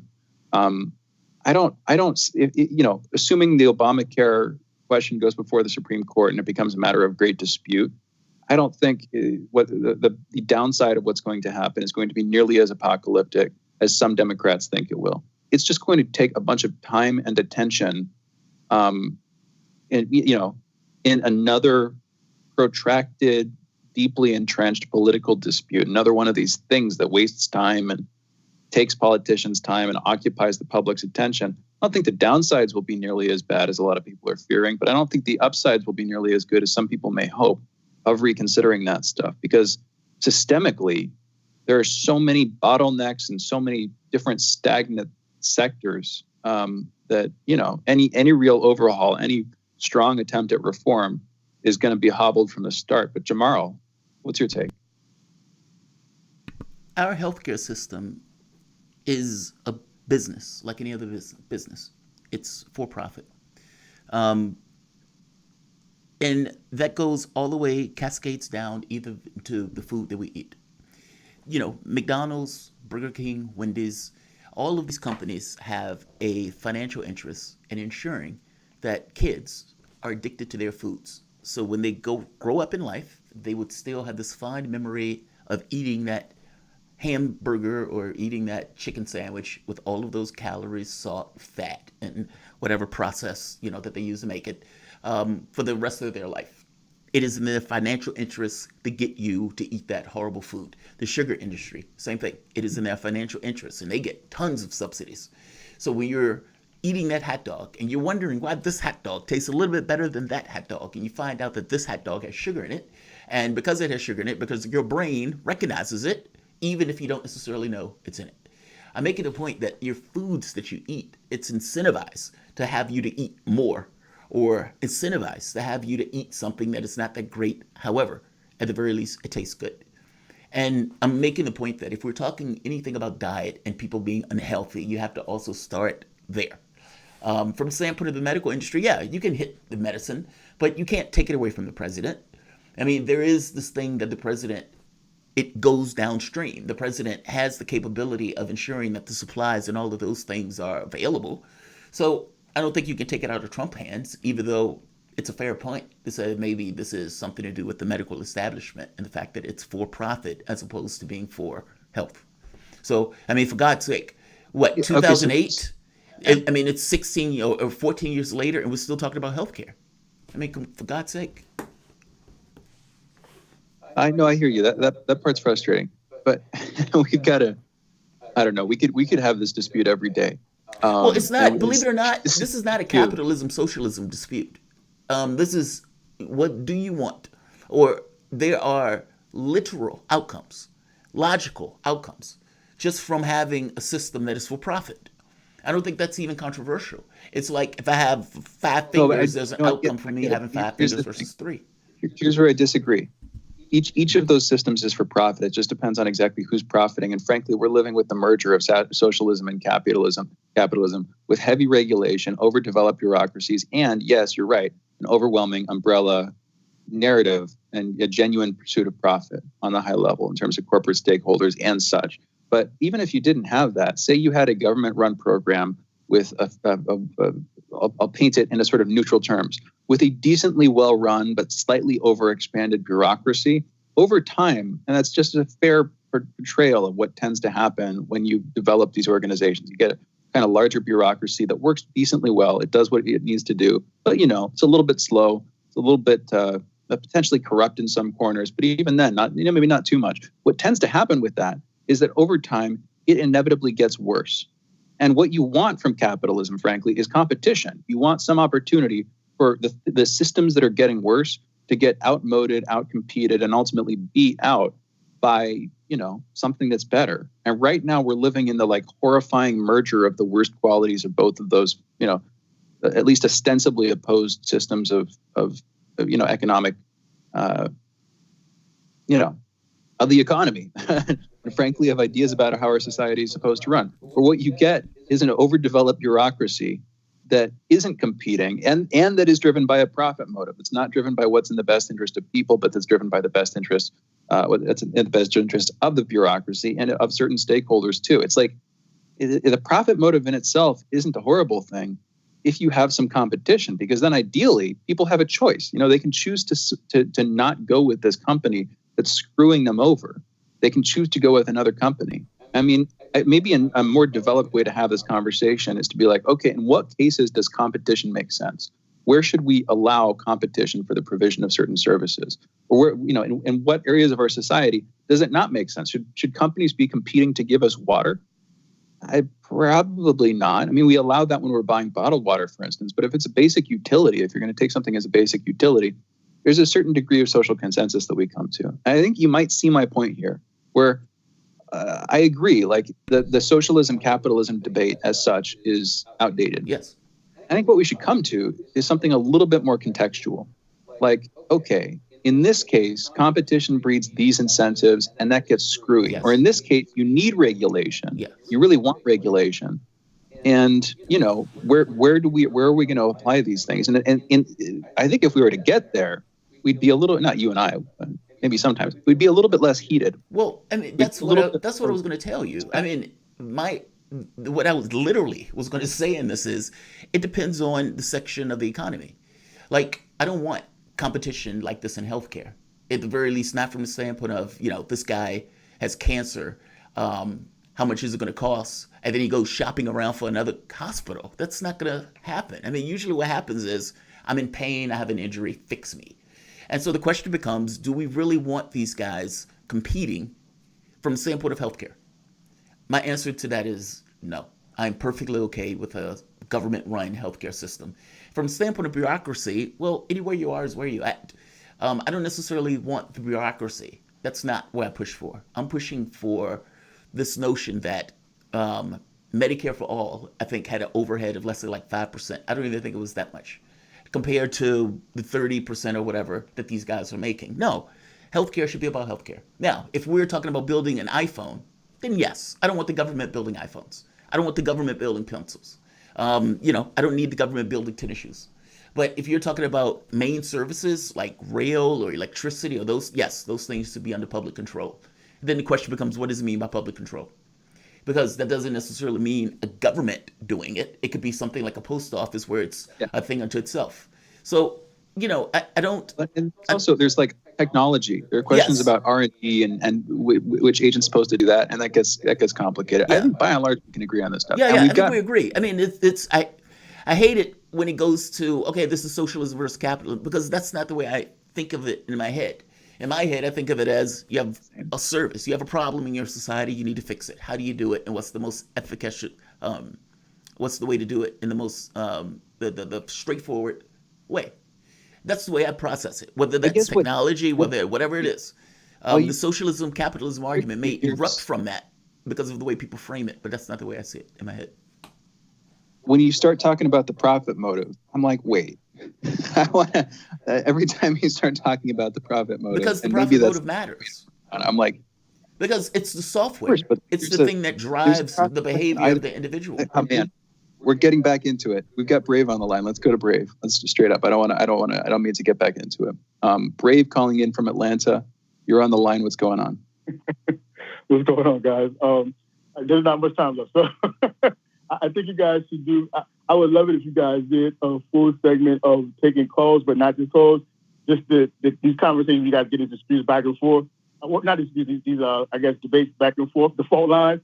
I would love to hear a full show of that. I'm just going to make mine very simple. I don't even think it's a matter of socialism versus capitalism, because I think both of those terms are just merely marketing. Like, you know, it's just a narrative.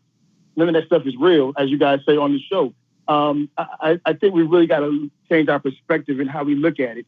If every man is entitled to life, liberty, and blah blah blah blah blah, why then is our system built in such a way that it totally works against that in every aspect of the term? Like, I don't think that choice is real. Choice is real, but I don't think that we really actually have choice as the system allows it. How about that?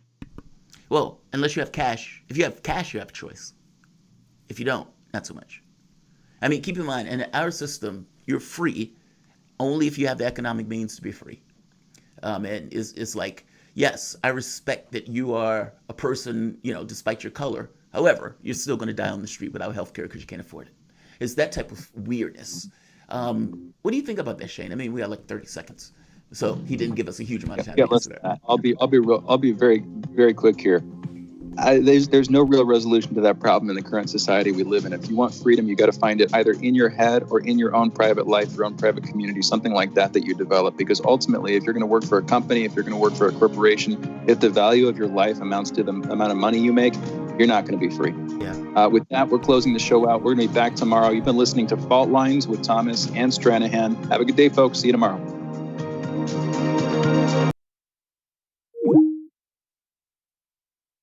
We've made it through another one, Fault Lines with Thomas and Stranahan.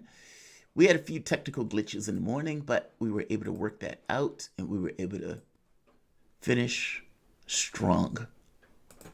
Guys, as always, I thank you all for joining us. Today was a rough one, if I'm being bluntly honest. But we got through it. We're here doing the news. Wesley Walker Jr., you, Shane, got guests. Let's see, you and Shane and your guests are fascinating conversations that are often cut off for a break. Perhaps more extensive conversation could be on the soapbox. If you could find the time, I don't want you to spend yourself too much. Well, that's not a bad idea, Wesley. We were thinking about that. We were going to call it, I think it was like the after show or something like that, where the conversations from the show itself extended onto the regular show. To my show. We even talked about having a special segment where we just kind of go back and forth on various issues like this, where we get into on the show. So, yeah, I don't think we're against it. I mean, at that point, it's just a matter of cutting the time out in order to do it. So, yeah, it might be fun. Jeremy Chase, these people who think that Biden is going to be different are hilarious. Jeremy, you know what I think it is? I think it's loving the one you're with. I think it's that. It's like these lefties who've hated Biden the entire time are now reconciling themselves with his white hair is kind of attractive. The way he stands there is something about him. He is kind of dashing. It's like, all right, I've convinced myself now that I'm going to pick this person. Now I'm going to have to love him. I think it may be that. I hear people all the time, oh, Biden is going to be pushed. You're not pushing Joe Biden. How can you push Joe Biden? You could even push him for Medicare for all. And that had 88% of Democrats backing it. You have a political party that basically doesn't seem to care what the other people in the party thinks. How is that a representative government by any stretch of the imagination? And the moment that Joe Biden wins under that guise, meaning winning under the guise of offering only himself, what I am going to give you, the American public, is that I will be Joe Biden. Thank you very much. Shuffles off stage. With all of the problems that avail you at this moment, you're willing to accept somebody who offers pretty much nothing and does so entirely because the other guy is considered a maniac. I'm making the point that regardless of who's on the other side of the dispatch box, it is the candidate's job, their job, to get your vote. Philosophically, it's their job. It is your job. So hold them accountable and to make them do that. And the moment that system gets inverted, where the candidate is no longer offering anything, even in the midst of a Great Depression level event, something on the multiple more magnitudes of the Great Depression, still can come offering pretty much nothing. And the public accepts it. You had 88% of the public, of the Democratic Party back in Medicare for all. Even now, I think it's like 60-something percent, like 67%. That is a dominant position. And if the Democrat really did want to win, they could appropriate Medicare for all and would win in spades because people like me would vote for him because that's my litmus test. But that is not what they're doing. Meaning they are gauging how little they need to give in order to get elected, as opposed to saying what is in the best interest of the public and what does the public need in order to persist beyond this particular point. It doesn't seem to matter. It seems to be an afterthought. And to some degree, that is because the public has entirely acquiesced, especially Democrats, all power in this process. Blacks, lefties, continuously, one election after the next, give power away by just voting for whatever is given to them, as opposed to voting for what they actually need or what they actually want. And whether they realize it or not, they injure themselves in the process. You look at the people who stopped voting. Those are the people who are marginalized. Those are the people who are the edges of society who realize that their vote doesn't translate into material gains for them, only for this kind of wealth of the party to basically persist and ignore the interests of the public itself. Yeah, it's astonishing. Yeah, I think it's wishful thinking. They're lying to themselves and they're lying to the people who are backing them. When Sanders turned tail after losing in this election and acted as if the only way to influence the political space is if he won, meaning you got to win it all or there's nothing. And that's ludicrous, to put it mildly. Ludicrous on stilts. Ludicrous on stilts. You just need to be able to influence the political space, period. And the argument and the movement that needed to be had at this point was, we won the policy debate. Yes, Sanders didn't fight on this notion of electability, which is the thing that he needed to break through on. So, the thing he needed to win on was the thing he didn't even fight on. But more importantly, whether he won it or not, his power was never within the context of the Democratic Party. His power was the 30, 40 million people that he had out there that were galvanized around this idea of Medicare for all and elimination of student debt and expansion of Social Security, increase in the minimum wage, increasing in taxes on the rich. Those things were dramatically popular, and is what the public was screaming for, especially at a time when income inequality is at monstrous levels. And Trump gives a tax cut. Obama gives a tax cut. George Bush gives a tax cut. Everybody's giving tax cuts and deregulation. Nobody's giving a shit about the lower and the middle class.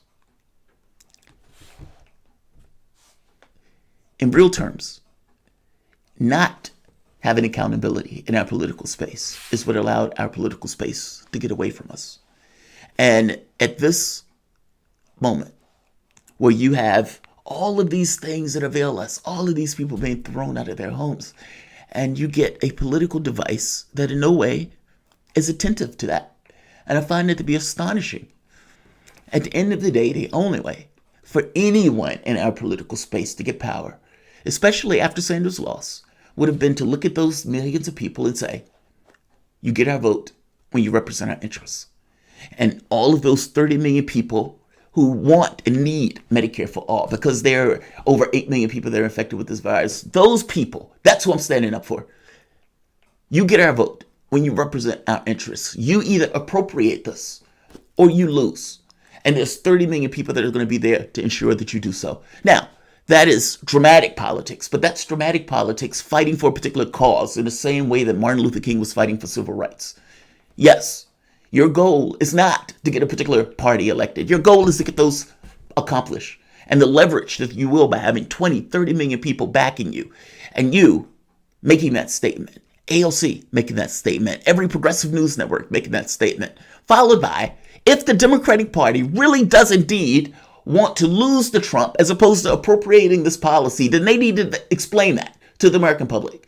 How can Donald Trump be a maniac? How can Donald Trump be the end of all things? If you also are not willing to appropriate these policies to bring the country together, to beat the end of all things, if you are willing to tank it to a maniac, as opposed to appropriating policy that the overwhelming majority of the public backs and, by the way, needs, then what does that mean about representative government? And what does that mean about the Democratic Party in and of itself in regards to the public of the United States? That is the public making a demand. And the question becomes whether the Democratic Party is going to appropriate that demand or tank it to a man they can call the apocalypse. That's politics. That's how you do politics. Not turning tail. The turning tail thing, I don't know what the hell that is. That's something else. That's the 40 years where lefties have been led in the Democratic Party, basically led into a dumpster fire, eliminating all notions of accountability from the political space. That's what we've had. And I'm saying this was the year that we should have broken that very specific trend. And unfortunately, we didn't. Unfortunately, they turned tail and they gave Biden support, all sorts of support, for nothing in return. That's unfortunate. What do you think is going to happen in 2024 if Biden wins? There's going to be a Ted Cruz, there's going to be a Tom Cotton, there's going to be some other no-name person that you hate. I guarantee it. At what point does the blue no matter who thing stops? Because until that stops, and until people start appropriating political power, nothing changes. And you will continue to get these weak Democrats who basically are Republicans. And you will continue to vote for that nonsense. Until that stops, nothing changes. Well-dressed nerd. I disagree, Shane. We're not debating spiritual freedom. Capital is king, and society is built on exploitation. Yes, that's exactly what it is. I mean, this is not an argument entirely continuously about capitalism and socialism. I don't care about the labels. I'm getting into the very basics of this notion of a profit motive. How can I make massive amounts of profit? And what do people do in order to do that? Especially when they consider it a competition, they consider it my objective to do it, I deserve this, etc., etc. There are all sorts of things that extend to that point. The moment that you add that into healthcare, where a person is maximizing profit off of your cancer, that gets utterly gross and disgusting. And yeah, I don't necessarily think that should apply to healthcare. I used to be in the camp of get rid of capitalism entirely. And then I thought, well, wait a minute. I don't want the government making pencils. I don't need them making tennis shoes. In those cases, people get into this idea of regulation. I think, honestly, it's a cultural thing. We have to get to the point of a rationality where we look at this stuff as a connected whole in regards to the things that we do, the policies that we take. And honestly, do you really need CEOs? Do you really need these people extracting all of this wealth from your system? Think about what you could do if you didn't have 95% of income gains going to the top 1%, but instead, every kid can go to school. What does it mean in your society when every kid has the capacity to go to school and the ability of creativity and everything else? What does it mean when you have a government that ensures that each and every person can have a job when they want a job? I would guarantee you the amount of crime, the amount of societal breakdown, alienation, that stuff will go away. Better world. And that's even in a capitalistic system.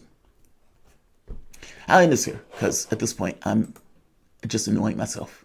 So I'm going to say like, and I'm going to say share, and I'm going to say subscribe. Thanks all. I'll see you guys